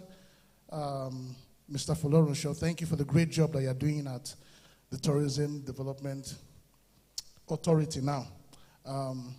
Just to buttress the few things, and we're not going to go into the meat of the bill right now, we'll be doing that after tea break, but we do apologize for the seeming tardiness around a few things. I know that the letters probably went out about a week, ago, maybe government bureaucracy and a few things that happened along the way. Some things got stuck, along the way, but the intention was for everyone to be present. I'm aware that one of the letters did go out to the Council of Arts and Culture, but apologies that you probably didn't receive that. It was not done out of spite. It was also not done in bad faith, but was probably just the bureaucracy that we tend to find in government. We have taken note of most of the things that have been said here, and we had considered this when we were working on this draft. And I'll put out a disclaimer that this is the draft that is still a work in progress, which is why we're here today. The intention is for the relevant stakeholders to be able to look at this bill, criticize it. We do welcome criticism that is very blunt, that is direct, and that sends us back to the drawing board. But this is, you could call it an ambitious bill that seeks to address some of the things we have noticed that has affected this space. The National Council of Arts and Culture and the Endowment Fund is a very critical and crucial part of this space, but like the DG would rightly admit, we haven't seen much come out of that. Perhaps there will now be a work around how that can transform into something more elaborate and be accessible to the practitioners who require that funding. Dr. Akabueze also mentioned the CBN funding as well. You see, these things exist in silos, but the question is, Is the ecosystem enjoying it at the end of the day? And that is why we looked at a couple of things and considered how is the best way. Everybody knows about the Orosoye report and the challenges that exist. But even though those challenges exist, the question is, do we run away from it simply because there are too many commissions? Do we run away from that? Or is there a possibility of transforming existing structures to now become that all-encompassing body that can attend to these issues we've identified? Those are the kind of questions we intend to answer today. You know, I will meet with the legal team, and I'll probably be at your office if you will accommodate me before the end of this week to meet with you and the legal team, and then we start brainstorming. And the intention is to also meet the different legal teams, you know, in some of these relevant areas, sit down with them, brainstorm. This bill is going to be crucial. And I guess history is going to judge us rightly or wrongly for what we will do with this. But the time is now, and it is ripe. Dr. Takabweze, again, I have to keep calling him because I'm a fan of yours. I'll get your autograph after this. But that's by the wayside. You know, he did mention something about the ecosystem having thrived in spite of government. But the question is, can it do better with government? We've looked at examples of South Korea, you know, that was also mentioned earlier. We see a lot of things in the US, in Canada. The government enables. The intention of this bill, if you look at it critically and crucially, is not necessarily to regulate the creatives. It's to enable the ecosystem so that what they are doing in silos, what they are doing by reason of seeking funding and probably selling their souls, the government can now put skin in the game and say, this millions that we're seeing that is coming out of this, let it truly trickle down and reflect in our GDP the way it ought to be. Let the economy of Nigeria experience growth rather than people, because you see, what tends to happen in the startup space as well as in the creatives is that they receive funding externally, and so they need to pay the piper. Now, how about the federal government is able to provide an environment where not just Nigerians now are funding, the government is funding, foreigners are funding, and the ecosystem thrives, and it spills over to West Africa and the rest of the world as originating from Nigeria in so many ways now. We saw in the Grammys, one of us won an award just on Sunday. Another one was nominated in 2 categories. Imagine a situation where best album of the world comes out of Nigeria. Okay, so, you know, Sam is just telling us that none of those artists are signed to record labels in Nigeria. And what this means is that whatever money they are making, whatever successes they have, Nigeria may be attached to it, but it goes. Now, if clusters are created, if the record labels and the different sectors within this space are enabled properly, what then happens is that it all comes down to Nigeria. So we're going to be going through this bill after tea break. We're also going to be breaking ourselves into clusters whereby we analyze and critique the bill, and then we'll come back together. But I'll leave all of that for Tracy to deal with. So for tea break, I think I may have to hand over back to Tracy so that she will direct us how we'll go to tea break. But thank you, and I look forward to seeing all of you again. And I hope you clap better for me this time around. Thank you.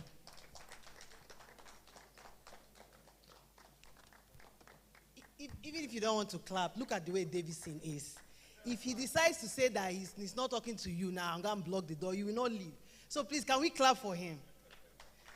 I remember the first day, I know they said that our head of legal, you know, said, let's go and have a meeting. I was rushing, you know, head of legal, let me go.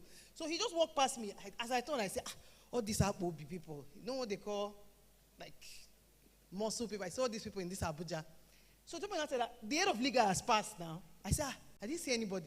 They said, that guy. I said, his head of legal is like that. The judge, you know when you say, my Lord, may I? My Lord, may I? Because he might be physical. All right, thank you so much, Davidson. I would promise you that if you stay back for this session, it is going to be fully engaging, right? We're not this kind of boring session that people will be, no. It will be interesting. And it's important that we stay back for this session so that we can identify these things and ask. I also like how he has said that he's going to be in everybody's offices with the legal people. We're creating this thing not just for us. Sustainability speaks to now and in the future. So we are going to create a bill that works. How we do that is left for us. So it is important that we know that we're going to create this bill. It's going to be good for us. Now we're going to now have to work with everybody to be able to create something. Now that I just heard about this NTDC Act, right, I have to go and sit down and see how it will work. Whether it means I have to go and collect money from Oga, following Shokoka. Because me now, I'm inside tourism now. No, I'll come to you, now go to him. You understand? I have to know what works, right? So that if I put my leg inside creative, by the time it becomes an act and your own, I will just be delivering. Because I read that, content developers, small, what's that her name again? She made over $4 million on YouTube. Angel, Mark Angel. That one small girl that used to just say, what are you talking about? $4 million. Do you know? If you see me when I'm shouting our village, me see how much I'm making. I think that if they just talk about it, they will not let me say anything. So let me just keep quiet. I'll soon turn to content development for just strictly for tourism, sir. I will be developing content for you, strictly. I'd like us to have a group picture with our bosses and core MDAs that are here. Let's have a group picture so that at least let me start sharing it and start saying that, see, I was with this man, so that at least people in my village will know that they cannot try me, right? But after that picture, we'll now go for our tea break. It's going to be quick. We'll just grab the food, grab your tea or coffee, and then we come back and then we go straight into the meat of the matter and dissect it. I'd like to call on the DG, Otumba Shegun Ronsewe, who is ably representing the minister, to please come on. Agafo Lonsha, please come. Dr. Ben, please come. The SSAs, please come to the table. Davidson, please come to the table. The director of programs for NTA, please also come and join us. The guy from Bank of Industry, please, can you also come and join? Please, can we move this so that we're back in the, yes, please. The team lead for finance from NCC, Mr. Dorinke, please, can you come? Please, can you come to the stage, ma? Yes. Please, sir, with the red tie, please, can you also come to the stage, please, sir? Can we come? CBN representative, please, can you also show up, sir? You are wearing very nice suits, sir. Please. Sorry, sir.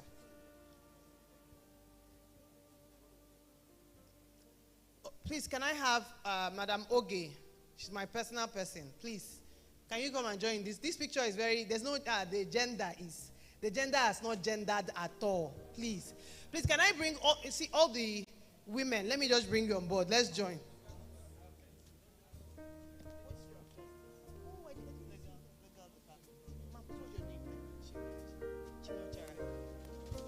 Please, can I call on Mrs. Chinwe Achara, who is head of legal and drafting for the Ministry of Justice? Please, can you come and join? Please, thank you.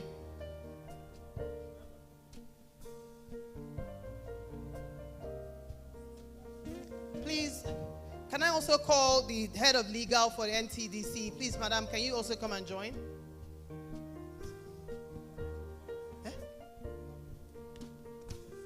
Deputy Director for MBC, Broadcasting Company, please, can you also come and join us on stage, please? Please, let's be quick so that we can sit down. The women, please, I have to join this picture.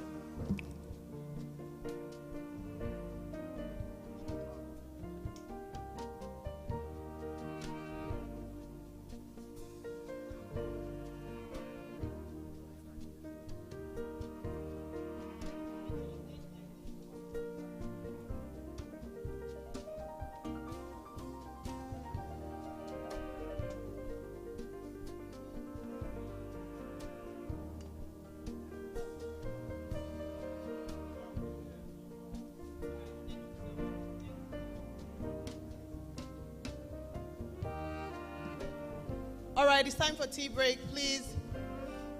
Can we have the first 3 tables? Okay, we have Barrister Dr.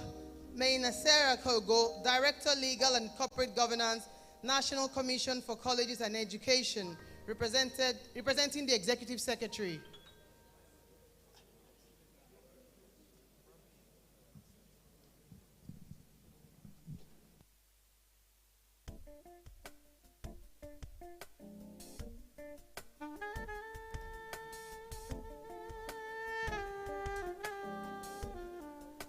Please, can we capture this picture where Mr. Sam is? I didn't know that he wasn't in this picture.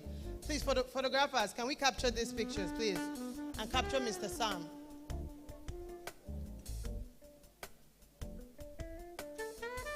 Please. Everybody, please. If you are media here and you not capture Mr. Sam, you will not see me, I will not see you.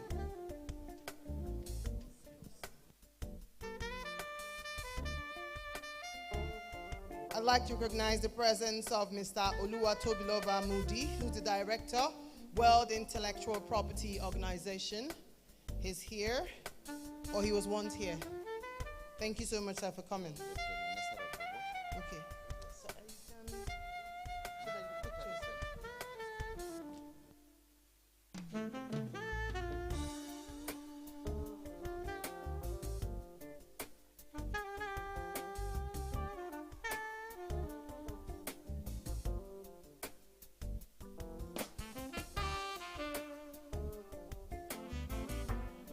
Please, we can go for tea break. Please. Everyone can just go for tea break. Grab it, grab your tea. If you need help, if you need ushers to help you, please let me know. Can I have an usher right here, please? Can I have one usher here, please? Please, the rest should just, please. I think you can help them out with what, like, can you bring for tea break? Yes. Please, the ones that,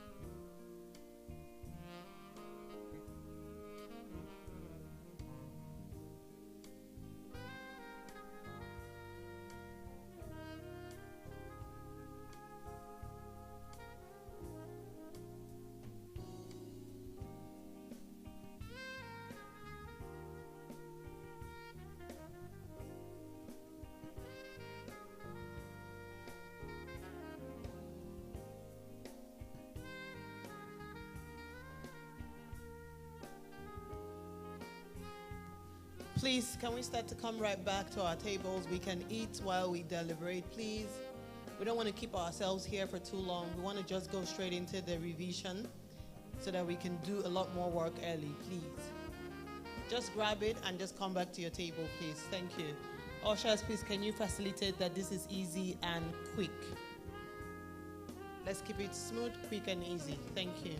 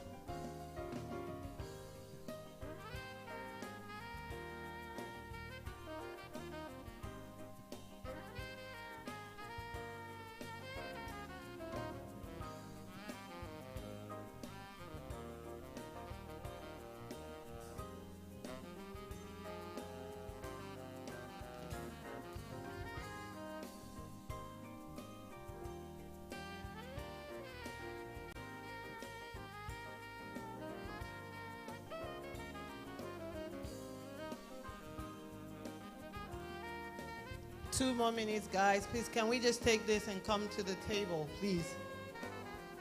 Can we just grab our food and come back to the tables and start the conversation? Please.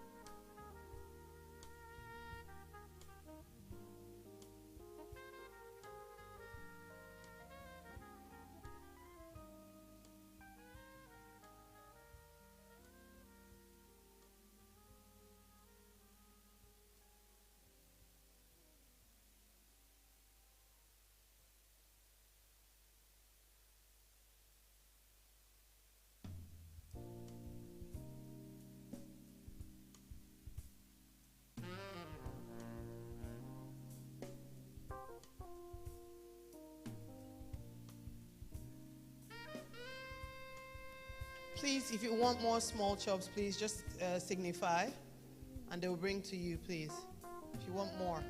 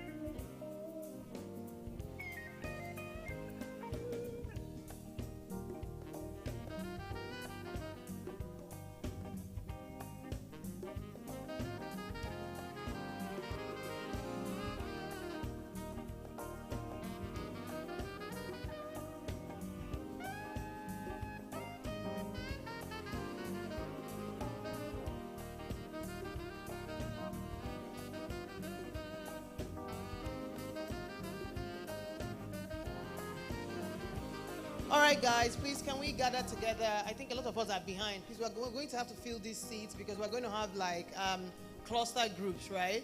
And we're going to break down this thing very well, right? The way we would typically do it will be that there will be group A, group B, group C, right?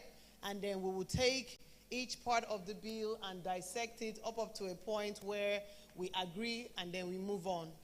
This part will be led by Davidson, and I will rest a little bit from holding the mic. I would indulge us to say what we want to say, bring our experiences to bear, right? So the work that we are currently doing, the work that we have done, and the work that we hope to do, we need to bring it to bear. I would like to recognize the presence of the head of legal for the NBC, who is currently here with us, please. Barrister George Obi, thank you so much for joining us. Thank you. I'd like to recognize anyone who has just joined us at the moment.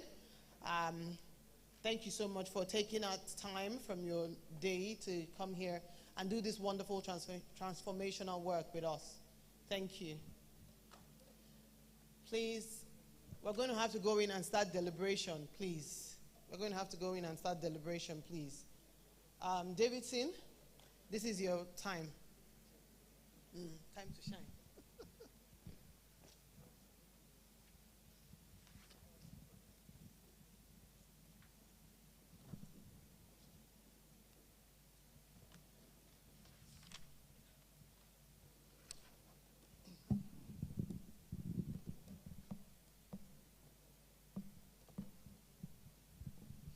Okay, so good afternoon, everyone. So this is going to give us an opportunity to brainstorm and deliberate on the provisions of this bill. We've had some of the feedback from the Director Generals of the respective government agencies, as well as the representative of the Minister of Information and Culture, and their concerns. Some of those concerns, you see, can also help us in our deliberations, because out of that can come recommendations on what can be potential solutions to the issues. Okay, sorry.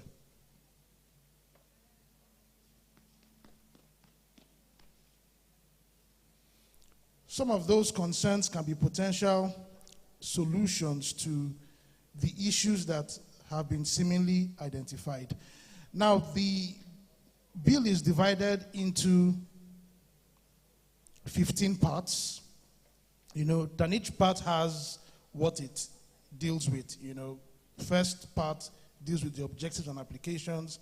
Part 2 deals with establishment of the Creative Industries Development Commission, and it goes on like that.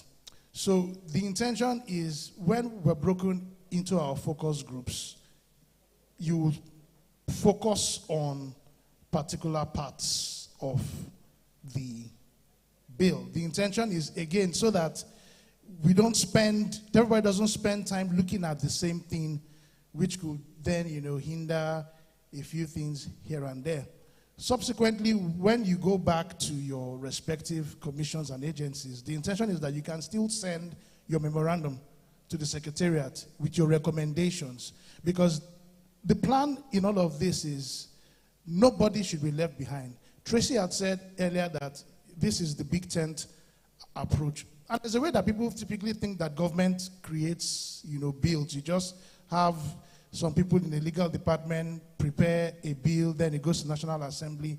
You see, if we adopt that approach, it will be detrimental, and it will affect what you were engaged to do in the first place, which is to come up with policies and implement the existing ones for your respective agencies.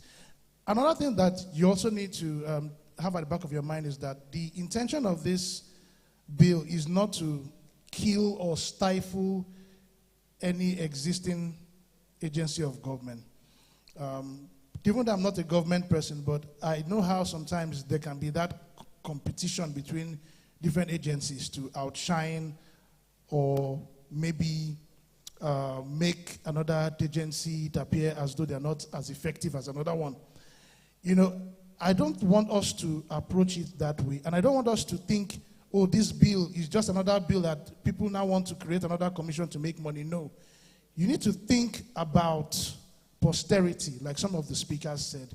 You know, as one of the advisory council members was speaking, in the person of Mr. Chukwuka, I remembered my childhood as well. You know, believe it or not, I wanted to be a singer at one point. For those who knew me well, you know, in school, I used to sing a lot. I used to write.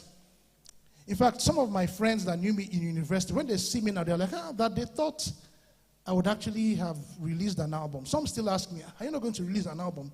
You know, I'm not going to ruin this by singing so that you'll be like, is that the voice that you're talking about? But believe it or not, I'll probably sing before the end of this whole thing. But a few weeks ago, I was speaking to a 16-year-old child in Canada, and the boy told me that he wants to go to school and read videography. I don't know how many of us in this hall would allow your child to read videography in school, or if you will not threaten to disown him. But you see, the videography industry in a place like Canada is a multi-billion-dollar industry, because all the movies you see, maybe somebody shoots a video here and you say, how much can he probably earn? You know, but there's dignity in labor, and because they have an enabling environment, it makes it easy for somebody to go and read videography and probably be earning about $300,000 per annum just by being a videographer, right? He could out-earn an engineer or a lawyer even in that country. Why? Because there are structures in place that enables that. And that is the intention of this. Let the creatives who you represent in one way or the other in your respective agencies and ministries, let them enjoy the fruits of their labor. When a music video is shot, what you see being shown are various angles of creatives, from those who do the editing, then those who do the hairstyles for the different people, those who create the garments that will be worn, those who write the scripts for that, the dancers, everybody in that music video that you'll probably watch for about 3-4 minutes and say, what did they even do in that video? It wasn't even sweet. All of that are what creatives are doing, and we can see them making an impact globally. But the intention is, let's have a befitting law that addresses and brings all of these people under an umbrella that can give it the right mix within our country. So what we're going to be doing is breaking ourselves. For folks on this side, we're not MDAs, you know, so I don't know how many people here are part of MDAs in this. So, but if you're an MDA within that side, you probably have to, you know, come in. So what we're going to do is, there are 15 parts, and you will indulge me, please. So we can probably break out, join tables, join chairs. That may take a while. This is going to go on for about an hour, 30 minutes, right? So on this side, so we have 1, 2, 3, 4, I don't know whether we can call that 4.5. So on this side, we're going to be looking at part 1, right, to part 4. Okay? On this side, we're going to be looking at part 5 to part 8.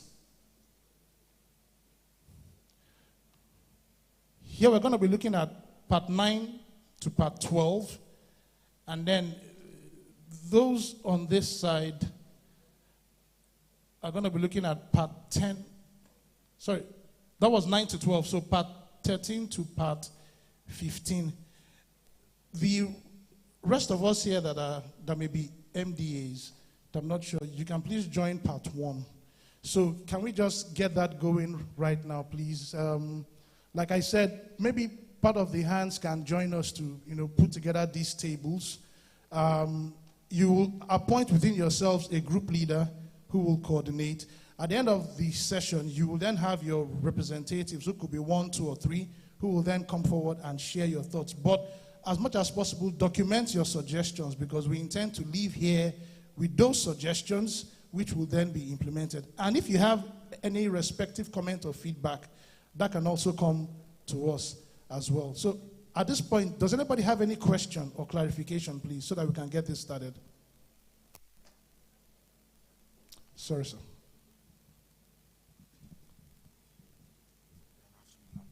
Good afternoon, sirs. Good afternoon, ladies and gentlemen. I think I just want to share some perspectives.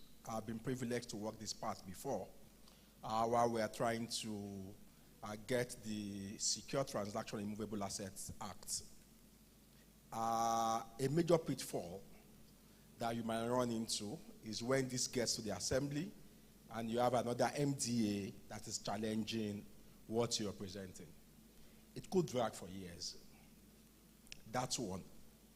Secondly, I don't know the depth we have here in terms of the stakeholders. Most of us are seeing this for the first time. And rather, whatever you are going to get for us today as feedback will just be a guided submission. If that's fine by you, we can spare another 1 hour to go through it. But if you really want our sincere comments on this, then we'll need time to go and look at it vis-a-vis other existing acts for other MDAs, and get you a sincere feedback on way forward. I love the idea. I know what this can do to us, but I'm not sure we have the right mix of stakeholders to actually deliver on that here. Thank you. Thank you so much. What's your name, please, and which MD are you from? Oh, thank you, Dr. Musa. Fantastic contribution. And I hear you, completely. What you said is very valid. We acknowledge that. Again, the intention was to have relevant stakeholders here.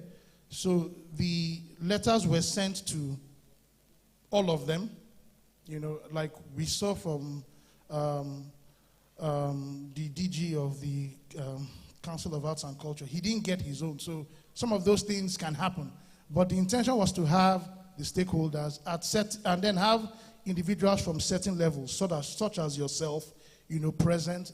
That may not have been achieved due to one or two things, but nevertheless, you see, the show has to go on. So on your first point regarding MDAs that can challenge it, we see that from time to time. And like you said, I've been part of bill-making process as well. We've seen that. And the intention is to engage. When you engage with them, they then share their concerns, which you can address.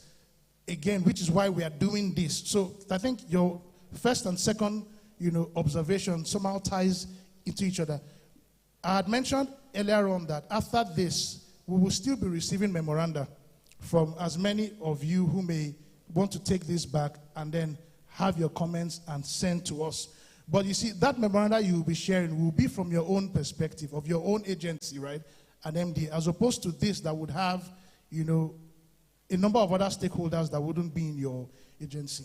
Now, like I had also mentioned, the bill is still a work in progress. So some of the comments and contributions you would make are probably things that are still ongoing. It's an open source document now where editings are still going on. But we had to have this so that we can then take steps forward on what we need to do. And the contributions so far have been brilliant and are probably going to set us on the right path. So thank you very much, Dr. Musa, for your feedback. Does anybody else have any other comments or feedback?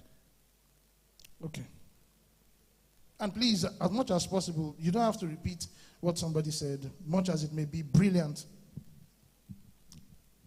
All protocols observed.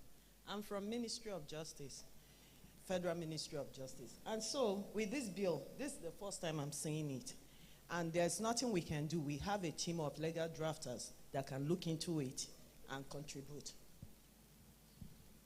Fantastic. The Ministry of Justice is the legal draftsman for the Federal Republic of Nigeria. So definitely your feedback on the draft that will come to Ministry of Justice is what would matter at the end of the day. We can only come up with our suggestions and recommendations, but when it goes to your final vetting, in which we will also engage with the ministry as well, we can then come together and look at what would work for everybody. So yes, your feedback is well received.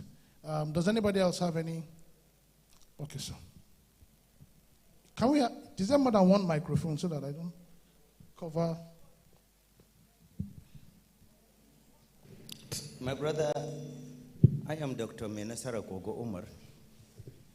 Director, Legal Information and Corporate Governance at the National Commission for Colleges of Education. My observation is that there is no necessity of syndicating us into these groups. What I would like to advise is we have fairly studied it. Whosoever wants to say anything can raise his hand, make the comments as of now, and then subsequently you should be able to give us an email address where we will send the comprehensive input of our respective organizations. I think that is the best way we should go about it. Thank you. Okay. Thank you, Dr. Minasara.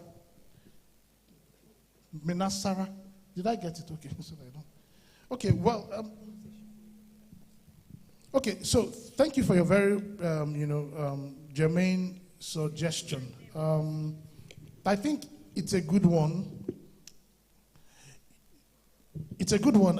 The challenge that may exist with that is we may not get everybody's input at the end of the day, but we can proceed with that and see how far it takes us.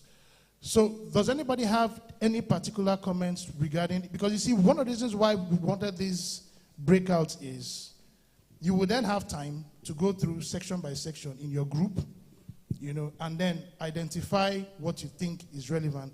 You wouldn't have to then review the entire bill by yourself and then make a comment or feedback. You will then be able to, on your own group, go through, collate your comments, and then we can work with them, knowing that while this may not be a final view of that, it has taken into consideration the respective comments and feedback from that space. But we can proceed with Dr. Minasara's suggestion and then see how far we go with that. So can a microphone be given to?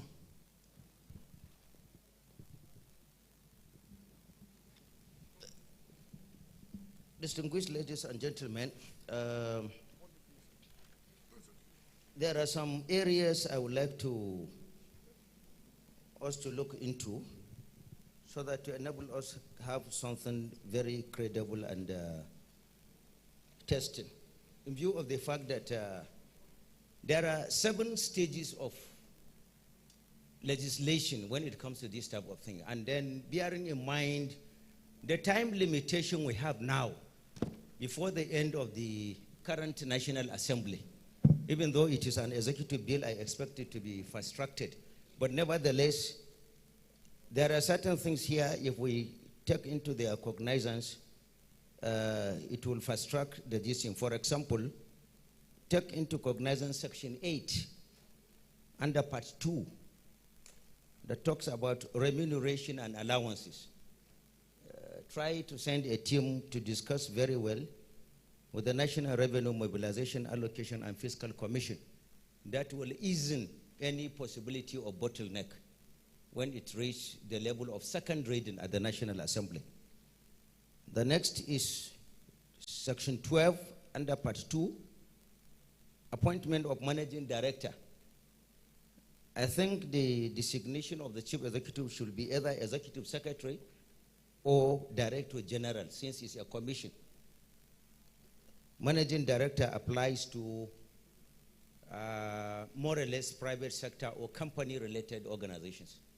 So I think the appropriate designation should be looked into there, either executive secretary or director general.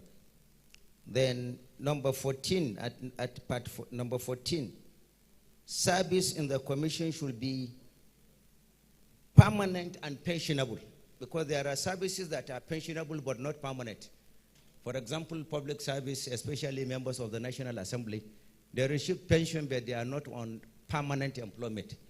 So the word permanent should be there, permanent and pensionable. And then Section 18 there that talks about exemption from tax.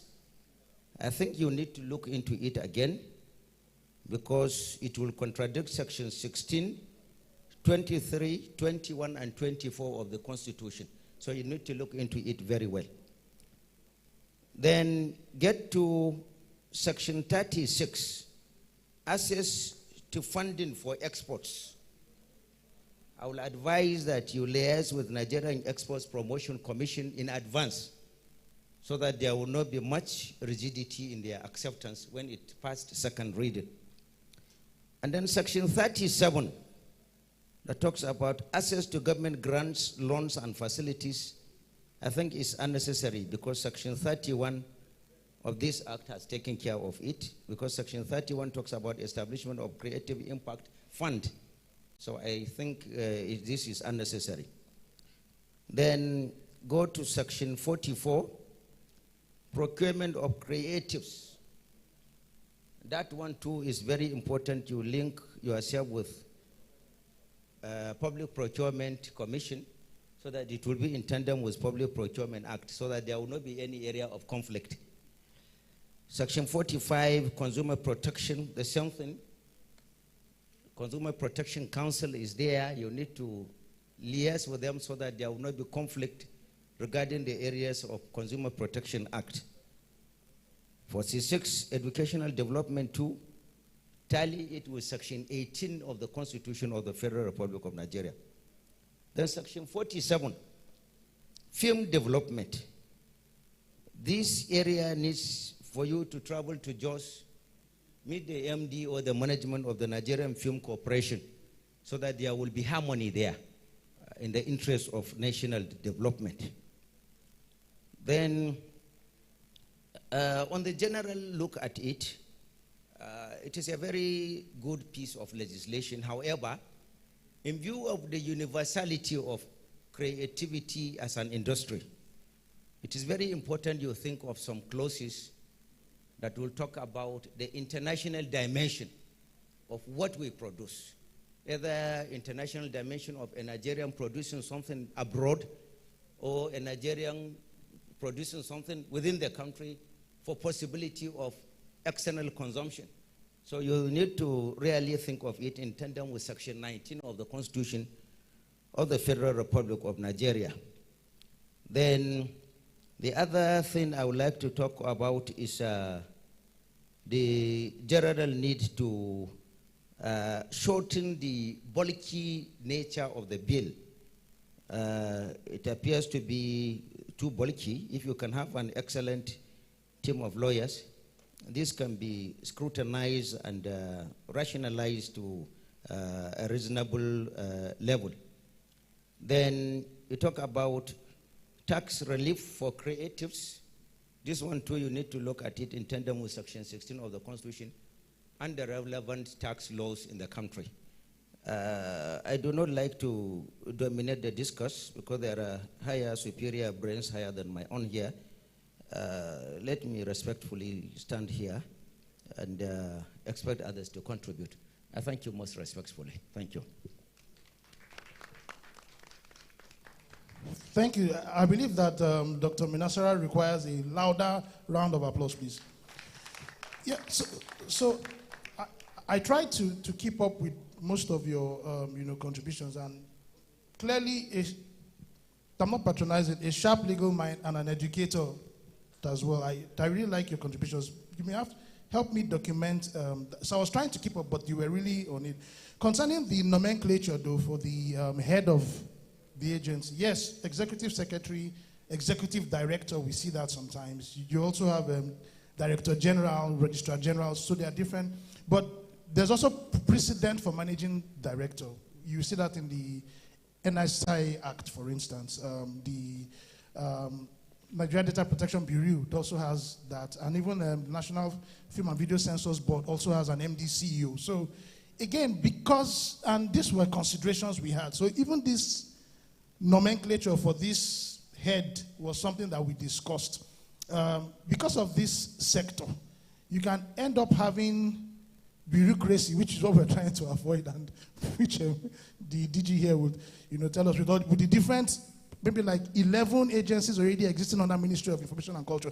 So trying to have something that is nimble and sharp and is not boiled down by, so which was why we settled on managing director, because there's already precedent for it. And we looked at the Interpretation Act, where you usually go to look for, there's nothing there that says it has to be Director General, so which was why we didn't go with that. We went to Managing Director. But just to also let you know that Director General was there before. We deliberated and then changed it to that. Regarding the bulky nature, I mean, that's something that is subjective because there are 59 sections in this bill. The CAMA has maybe like 800 and something sections. You know, companies income tax that is like maybe like close to 300. So you have bills that are, maybe it's because of how it came in this A4 and, you know, the font size. By the time it goes into a bill format, it probably is not going to be as bulky as you considered. Concerning the tax provisions, we do have some tax experts looking at it, scoping it to ensure that it doesn't infringe with existing tax, you know, laws, and also taking into consideration what the Finance Act typically does from time to time, which is to amend provisions of the law, and so try and ensure that we remain within that scope. Now, again, some of the things we've tried to do, I mean, is, and if you've gone through it, there is supposed to be like an engagement portal, right? You know, like a support engagement portal where most of the MDAs that are relevant to the creatives will then, you know, be domiciled. So it's an online platform where it can make it easy for creatives to get the different licenses, approvals, and what they need without having to go taking a paper from one place to the other. But almost like having one space where all the relevant MDAs can then provide feedback and you know, questions and all the things that needs to be done, and then get registered, get whatever licenses are required. I don't know whether I still caught. Anyway, like I said, I was really trying to keep up, but especially those constitutional provisions that you were referring to. So please, if before the end of this, you can have that together. But then, like I said, we would share an email where you can also forward your thoughts when you would have had time to really consume and digest this. So thank you very much. Honorable DG, sir.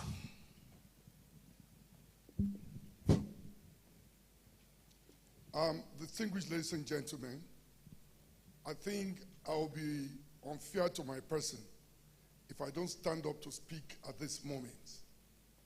And for those of you who had worked with me, who know me very well, I thank Madam Desara for his comment. I think Dr. Musa from CBN, am I right? Yes, thank you. I think we need to give me some few minutes. I will make some points clear. Dr. Musa did mention that we just got this document today. Am I right? You see, I've learned something. My last son is a lawyer, he read law. And my son has taught me something very strong. One of my best subjects is law when I was in school, but I didn't end up to be a lawyer. I was talking to my son. He said to me, "Daddy, please, I'm coming. I'm talking to my learned colleague. Me that I pay your school fees, I'm no more learned, isn't it?" No, that's the real meaning. Now, what I'm trying to say in a nutshell is, I said I'm going to set up a legal team. Now, maybe the committee is not aware of something. I hope you are getting me right. It's very important you listen to this. The federal government have asked the National Assembly to set up a committee on horizontal committee report. That report, what it's supposed to do is to match parastatals. I, Otumba Segun Rushewe, before the entire Nigerian public on the national media, if any journalist is here that was at that program, I said, for us to help this country to move forward, we need to reduce parastatals. If my parastatal should be reduced, I support it. Whatever will make Nigeria great, I'm in support of it. A lot of the parastatals are doing the same job. Look, we all travel abroad. We go to Dubai, we go to America, we go to Canada. It's only in Nigeria you hear Naiko, Naioto, Gallery of Art, this one. The parastatals are too many. So I want to make it categorically clear. This is a wonderful bill showing me the picture of Dubai of tomorrow in Nigeria.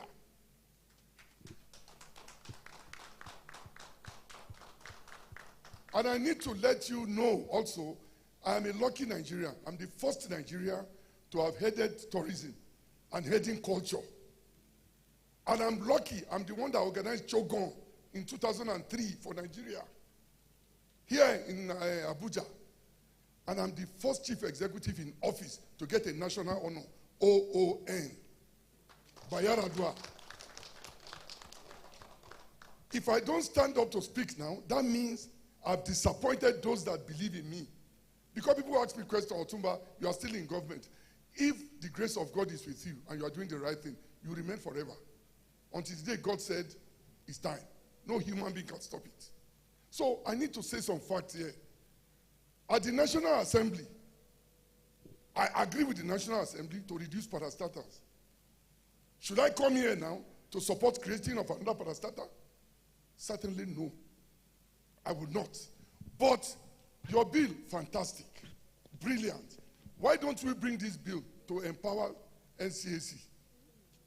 If you look at this law that was given to us, in that law, you are recognizing Ministry of Finance, Ministry of Trade, Ministry of Education on the board. Same bureaucracy we are coming to even create more injury. You are putting National Theatre on the board. Who is National Theatre? Go and check the law. National Theatre is supposed to create, it's an event center, like where we are. Create event center for people like Steve Wonders. When we had Festac 77, when Steve Wonder and all these people came from all over the world, that's the work of National Theatre. They are not part of creative industry. They create a forum for creative industry to perform.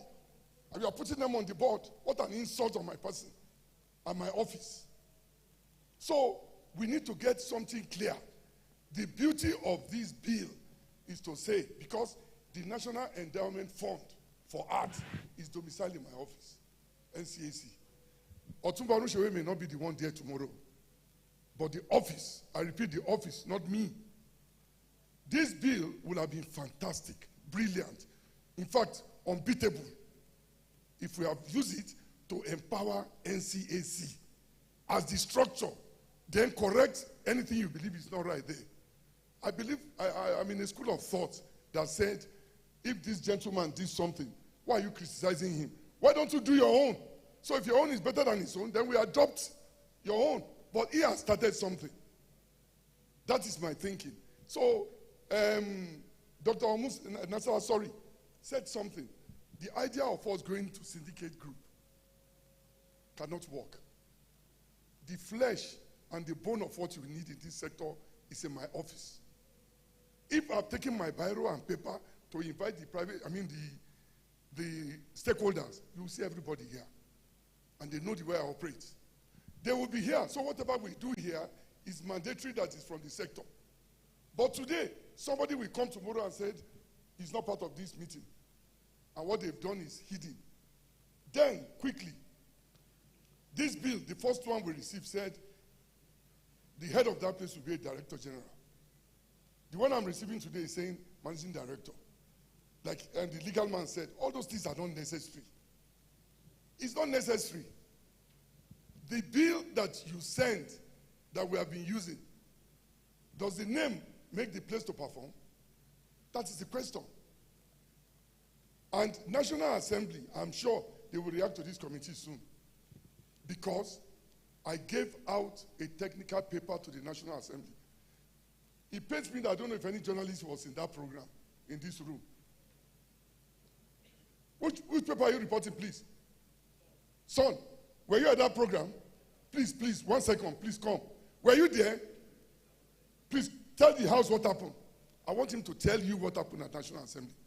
I challenged the National Assembly live, and I told them, for this country to move forward, forget about sentiment and all this our thinking. We must merge parastatals. We have 11 parastatals, 5 are doing the same job. What have we made? What's that? Why don't we pack the whole money for that 5 and put you in one place and perform and make this country greater? Sorry, you were at the National Assembly? Please, which paper? Please tell the coordinators what happened at National Assembly. The legislators said Otumba presented his own paper by telling them that too much parastatal take us nowhere. That some of it should be merged, And to some extent, the legislator agree with him and even offer him to come in as their consultant. So that's what I noticed at the event. Thank you very much. Which paper, please? Son, okay. You see, what am I trying to say is that if I have said that at the seat of National Assembly, then come here to say something contrary, I'll be unfair to posterity. All I'm saying, let us sit down. This bill, I look at it, you are just putting us at the level of Dubai. Excuse me, my brother. In 1991, Dubai has only 4-story building. I'm sure most of you have been to Bujarab Hotel. Bujarab Hotel was built by a Chinese company. When they almost finishing Bujarab Hotel, the paramount ruler of Dubai said they should bring it down. They say, why? He said, I want you to do something nobody will attempt in the world. I want to change the story of Dubai. We can change the story of Nigeria through so many means. Please understand, if I don't speak here today, that means I have not been performing in office. That means I've not been delivering. Year 2010, we went for the World Cup in South Africa. You can Google my name, you will see everything I'm telling you, with facts and figures and dates. 2010, when we got to South Africa, Nigeria didn't win the World Cup, but we won the best cultural center in the whole world. I led that team. In 2018, we went to Russia. I took Nigerian team to Russia again. We were the best. Football is played for 90 minutes. After 90 minutes, what happened? Please let us understand the dynamics of this sector. I am speaking from the strength of understanding this sector. I've been in tourism, I've been in culture, I've been in national theater. I understand what is going on. Let nobody come and deceive us.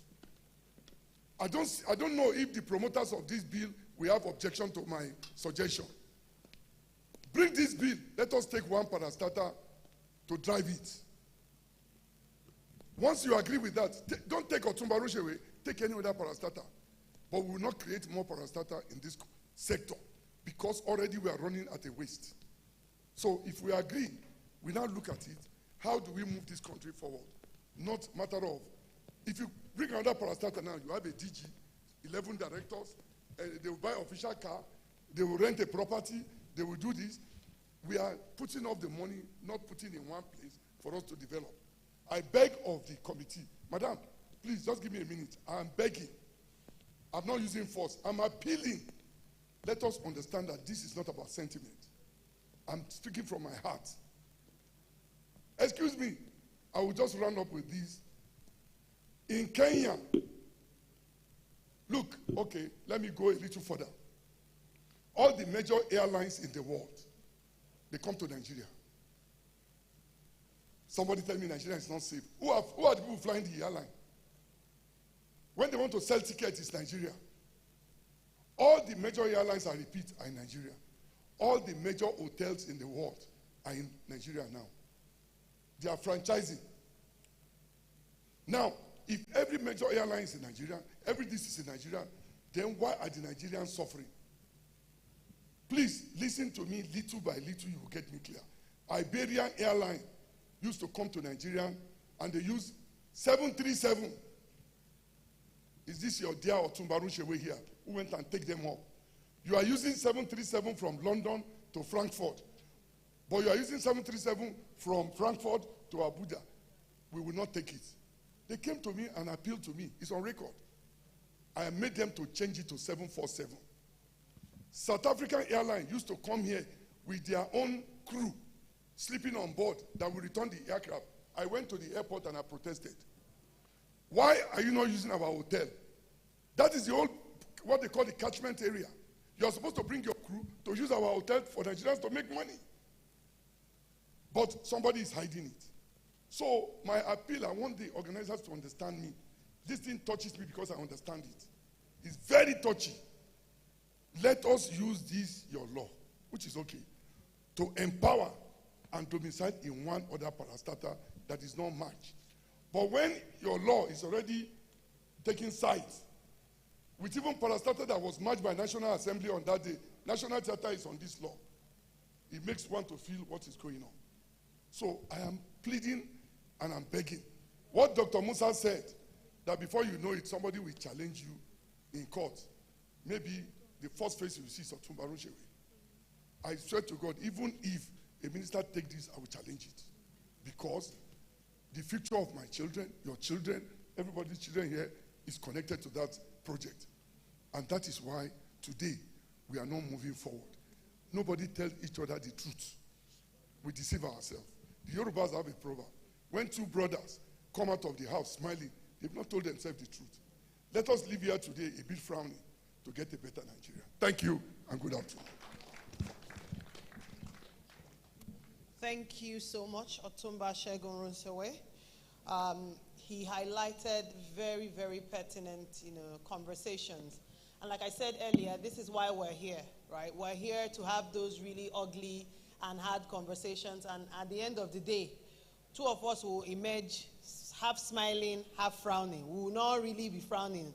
Because if we frown now, they will not pay me Otumba. So I have to smile small and come outside. It is also important to note that the Nigeria Creative Industries Development Bill is super focused on the creatives, right? This is for the creative, and like we said, we're putting the creatives first. So it means that at the end of the day, we are going to produce an act that works for creatives, that works for all the stakeholders in the creative industries, that works for all the different economic transfers that will happen in the creative industry, right?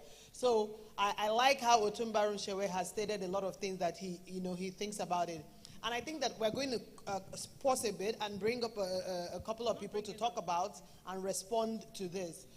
Collaboration and partnership is key in finding the way forward, right?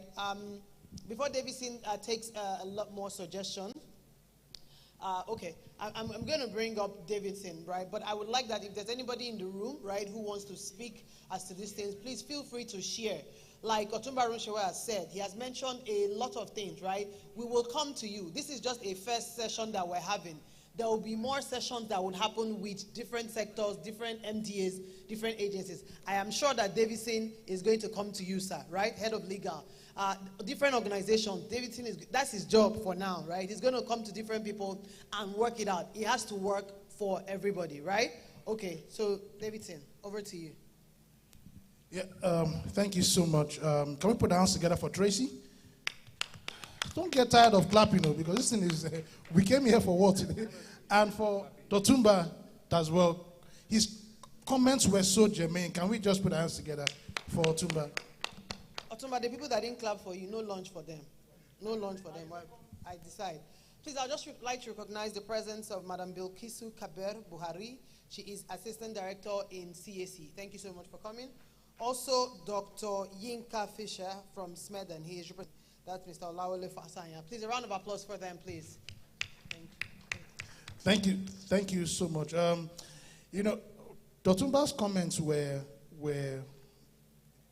I could see how much he has given in the different sectors of Nigeria that touches upon creatives.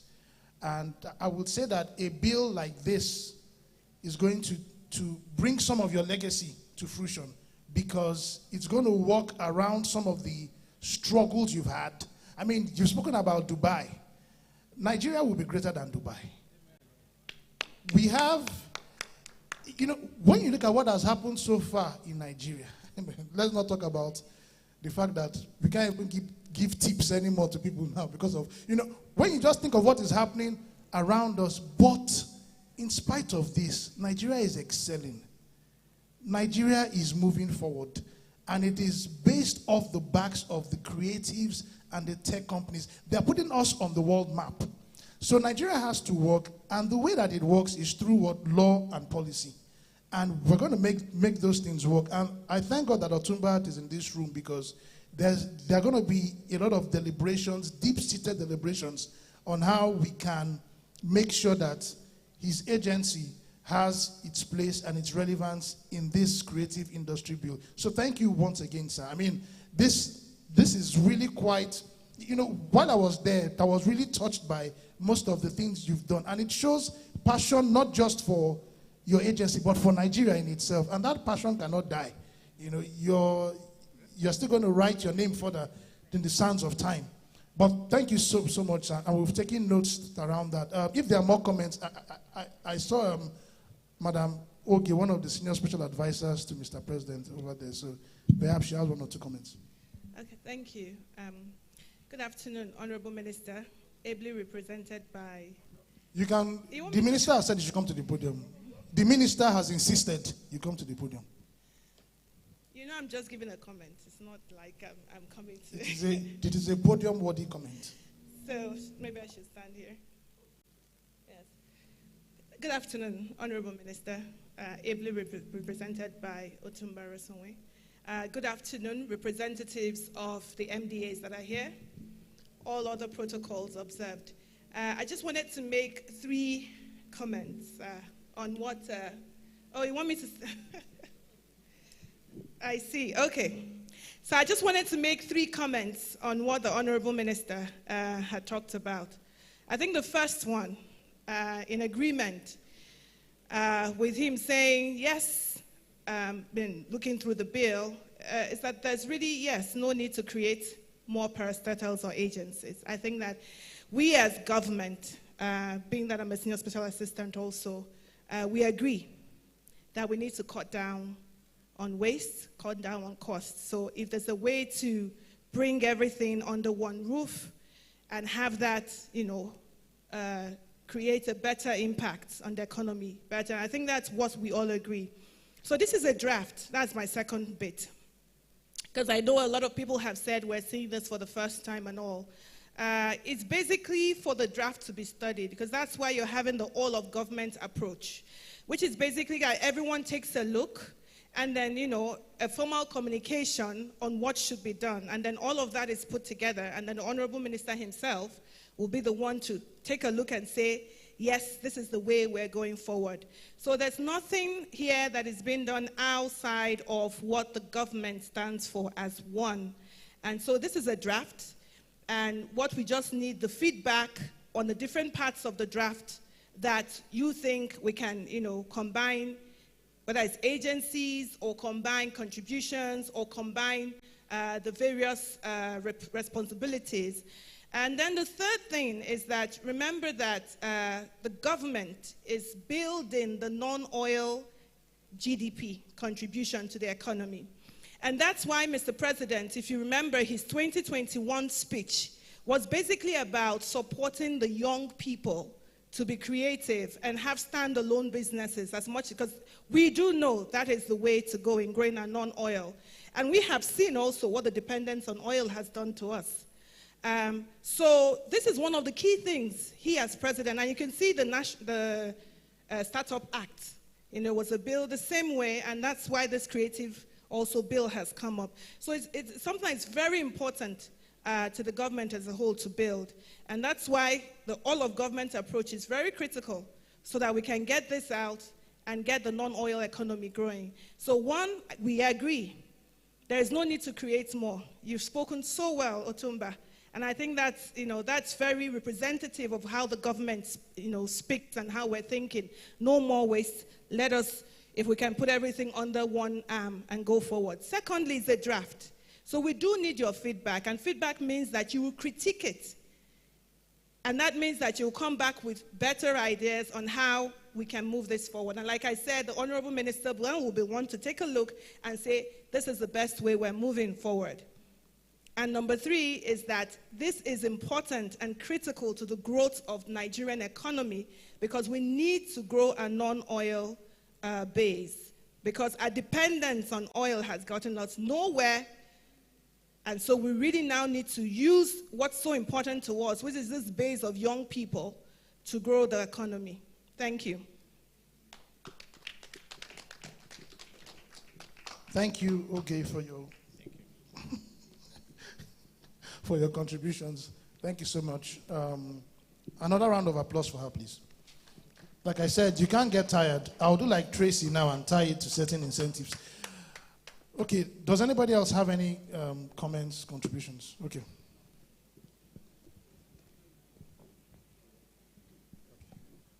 All right. Thank you very much. Yeah. Good afternoon, all. Good afternoon, Sir Otumba. Yeah. My name is Promise. I'm representing the Bank of Industry here. And I want to also appreciate the committee, for finding it worthy to invite us.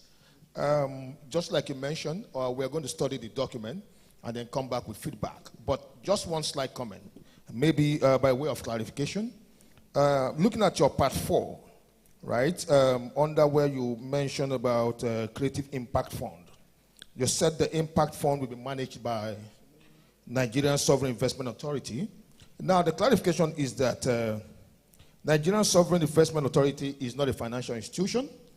What they do, I think they do more of custodian. Don't you think if you're going to have a Creative Impact Fund, you need to give it to an institution that has the expertise and that has been able to manage their own private capital in the last 12 years to have built about 104 billion naira risk assets without even government intervention?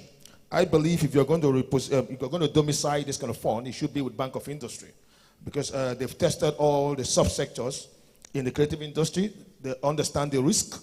It will be better for the committee to start thinking in that line of direction, and then you will see, more credit along that line. That's my suggestion. Thank you very much. Thank you very much. A loud round of applause. So I like that, comment, because it then shows that we're on the right path. We're on the path of identifying where funds can be domiciled. Of course, there were some considerations around the NSIA.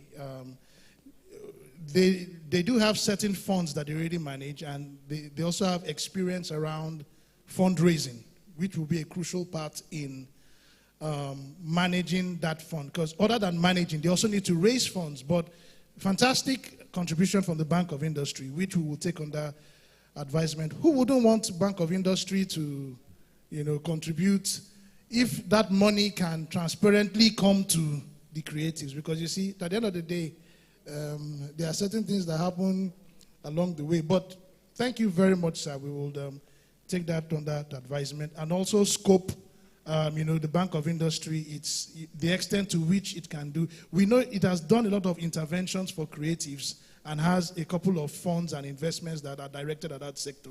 If that can be unlocked in a way, because what we've also done in the bill is we've created what is called a labeling process, right? Where so used to the startups, where creatives who are labeled by the commission then have a level of transparency and visibility, and then will get entitled to that funding. So it's going to be easier, because it then means you cannot hide in the bushes and say you are a creative. It's good that there is visibility around what you do so that you then get entitled to that kind of funding. And thank you very much, Bank of Industry. Much appreciated. Does anybody have those kind of excellent... Okay, I see somebody from NEPSI here. Please introduce yourself and your MDA. Good afternoon. I want to stand on the existing protocol. Honorable Minister, I recognize you present. Sorry, sir. Can you just speak a little louder? And okay. We can also increase the volume at the back. Don't worry, I have a loud voice so I can always speak. Okay, my name is Arnold Jackson, and I work with Nigerian Sport Promotion Council. I have not gone to the bill, literally, because I just picked it up today. But there's something I need to, in all of this, is an interesting thing, and I would really, really want us to look into some aspect. One of those is that, when you talk about the government intervention here and there, the government will work with data. How do we track the activities and the data for the sector? If you ask government, okay, you should be able to say, not the general figure, this is what this sector is generating, and if you do this, we can do that. I think that would make a little bit of an informed decision by the government. If you have some empirical decision. And secondly, let's look at the kind of incentive that we should, attract from the government. I want to make an example. Last year, there was some fund, they call it Export Development Fund, or under EFP, and normally we have incentive package for people, for non-oil exporters. We have the pre-incentive and the post-incentive. It's a grant. The post has always been in existence. That means you have to export, repatriate your fund to the central bank, then you now come back and apply for the incentive, depending on the level and they have eligibility criteria which you must meet. You can decide or determine your own rates. Then, for the first time, we had the pre-export incentive grant last year, and we noticed that the rate of export activity, non-oil export activity, increased because this one was targeting those people that have not exported, but they are planning to export. There are some criteria which you have to meet, and of course it helped. If you look at the non-oil export as at last year's figure, I think it was about $4.85 billion. It has not been that high. And if we don't have incentive, we're going to talk generally on the services sector. Services sector, which creative forms part of it, is an intangible sector. It is difficult for somebody to track the data. Now, moving forward with this, there should be some mechanism where we depend on the CBN balance of payment. Those data are not disaggregated and you just lump them, so it may not work. So there should be some effort where we can track, even if we start with the creative sector, that this sector, this is how much it is. And if we have this, we can do more. That's just my incentive and the data. Thank you. Thank you so much. Can we put our hands together for Mr. Arnold Jackson? Thank you very much. I mean, the 2 points you raised are very crucial, very critical. Shows why this engagement is relevant and necessary. Also, maybe we also need to engage very strongly with the NEPC, because if you look at our section 36, you see, we consider that, like you said, the creatives is an intangible, sector. When people think of exports, they generally think of hardware, people moving things around, but we consider that what the creatives do are actually exported outside Nigeria. So there are a couple of funds. There's the Export Development Fund, the Export Expansion Grant, and the Export Adjustment Scheme Fund, which we, included in this bill as something that creatives who qualify, for it, the commission, which was being envisioned, will then, collaborate with NEPC to ensure that they are entitled to those grants. Because you see, sometimes these grants and funds exist, but the people who should benefit from them hardly get to see them. So that is part of the intention. What you've just suggested now means that we could probably also engage with the NEPC and also unlock further provisions that can be included in this bill, which means that we then need to engage with your executive secretary to also scope the further things that we can do. And just like I'll be sitting in Otumba's office before the end of this week, I'll probably be sitting in your executive secretary's office as well. But thank you. Concerning data, data is always a challenge, right? We have the Bureau of Statistics and a couple of other people who are consistently trying to work around data, but there's a challenge. Now, one of the things we've included in the bill is the labeling process, right? Whereby, you see, because if you look at some countries, let's use Tunisia that used that for the startup space. They were able to bring startups under their sort of like an incubator program, but they then have visibility around them. And then within the first year of launching that program, they were able to raise about 18.9 million US dollars or thereabouts. And they were able to track where that money came from. And the startups were able to generate that money because they now started tracking all of that data. And that is something that we've also included similarly in this bill that would enable startups that are labeled come under visibility. And then when they receive funding, if somebody receives funding of, say, $1 million, you're then able to determine whether in 2 years' time that has become $3 million. There are also provisions around reporting. So you have to do some kind of reporting, auditing, which will then be reviewed by the commission. So some of these things are stuff we've considered and also included in the bill. It can be expanded, it can be made better, which is why we have all of you in the room to continue growing and building this process. But thank you very much, sir. Very good. Tracy is here again. Tracy is here again. I'd like to, a lot of people have sort of walked up to me and talked about, the full representation of this bill. And I have let them know that we're considering everybody. So we're considering the big wigs, right? I'm talking about the likes of, Trace. I'm talking about the likes of Obi Aseka, all the people who are doing stuff. But we're also considering the local Nigerian producers, right? The ones in Asaba, the ones in Maiduguri, the ones in Yobe, the ones in the Northeast, right? So the people who don't have $100 million to shoot a movie and the people who have $5,000 to shoot a movie, we're considering everybody. The reason why we're considering everybody is because the creative industry is for everybody. As long as you're creating content that is promoting, right, the Nigerian creative industry, this bill is for you. So I'm going to be calling on Fatima, right? Fatima is going to be taking us on the perspectives of the bill and how it concerns the people in the Northeast, right? It's important that we look at it and see how that connects, right? We want to see, okay, how would this bill affect people living in the Northeast? It is important because let's just not think about ourselves, right? The ones who are in the city, the ones who have direct access to things. What of the young boy, the Musa, right, or the Fatima too, who is in Yobe, who is Nana Adamawa, and he's just shooting his content? How will he access this? I have a guy I met here. He's speaking Igbo fluently. What I mean by fluently, he's not missing a beat. But he's from Kano. This Oga Awal here, he's from Kano. The way the guy was speaking Igbo to me, I was looking at him like, there's something wrong somewhere. But you see, that's what culture does, right? That's what the creative industry is about. It's that he's been able to travel and work with different, sections, different organizations, different communities in this country. And he's been able to learn and pick up that. I'm saying that he even has the Igbo accent, right? Like, I was talking about my village. He was telling me about my village. And I'm just like, man, this Nigeria. I love Nigeria.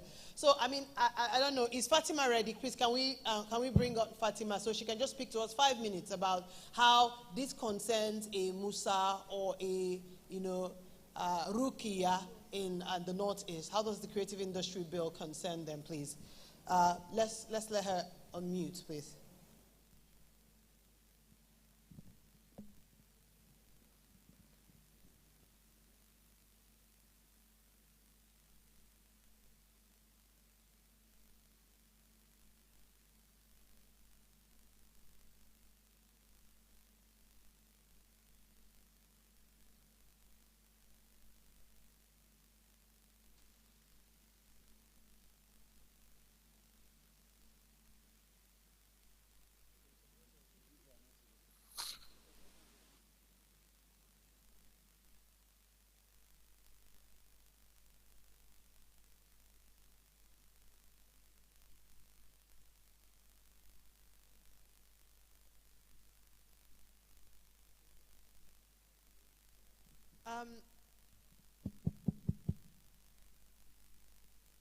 Okay, so maybe we're having some technical difficulties, right? You see, that's part of the reasons that we have to do this thing. Someone said that with Starlink, we have got, I mean, who has bought Starlink here? Before I go and invest my money. This Oga Jackson, you have bought, Abi? You're smiling. I will come and test it first in your office, so let's see. Before I buy it now, and then we'll go to Mars. Okay, she's up. All right, let's bring her up, please.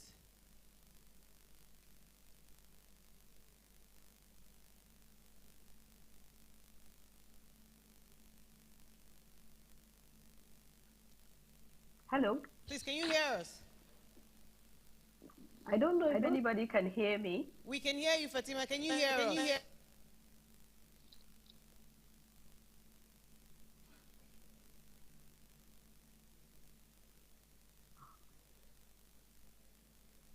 Okay. I can see you can hear me. Yes. Hello, everybody. Good afternoon. My name is Fatima Aliko Mohammed. I'm here to talk about the opportunities, creative opportunities in the Northeast. I am from the Northeast, and I'm very passionate about the Northeast because many people may know or may not know this is an area of huge diversity in culture, in history, in creativity. But it has constantly and consistently been underrepresented in everything, unfortunately, be it governance, be it in all sphere of economic life, because of what has been happening in the past few years. Though it's the home to some of the oldest dynasties in Africa, especially the Kanem-Borno Empire, and we have the most beautiful scenic geographical landscapes in Nigeria, from the hills of Jos to the Mambila. But unfortunately, the narrative has become about war, about terror, and its effects, which has also increasingly in the past contributed to even more isolation of the Northeast, people of the Northeast.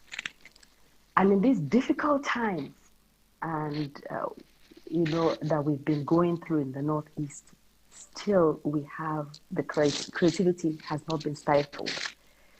We've had young people that have been able to use their talents in innovating new solutions.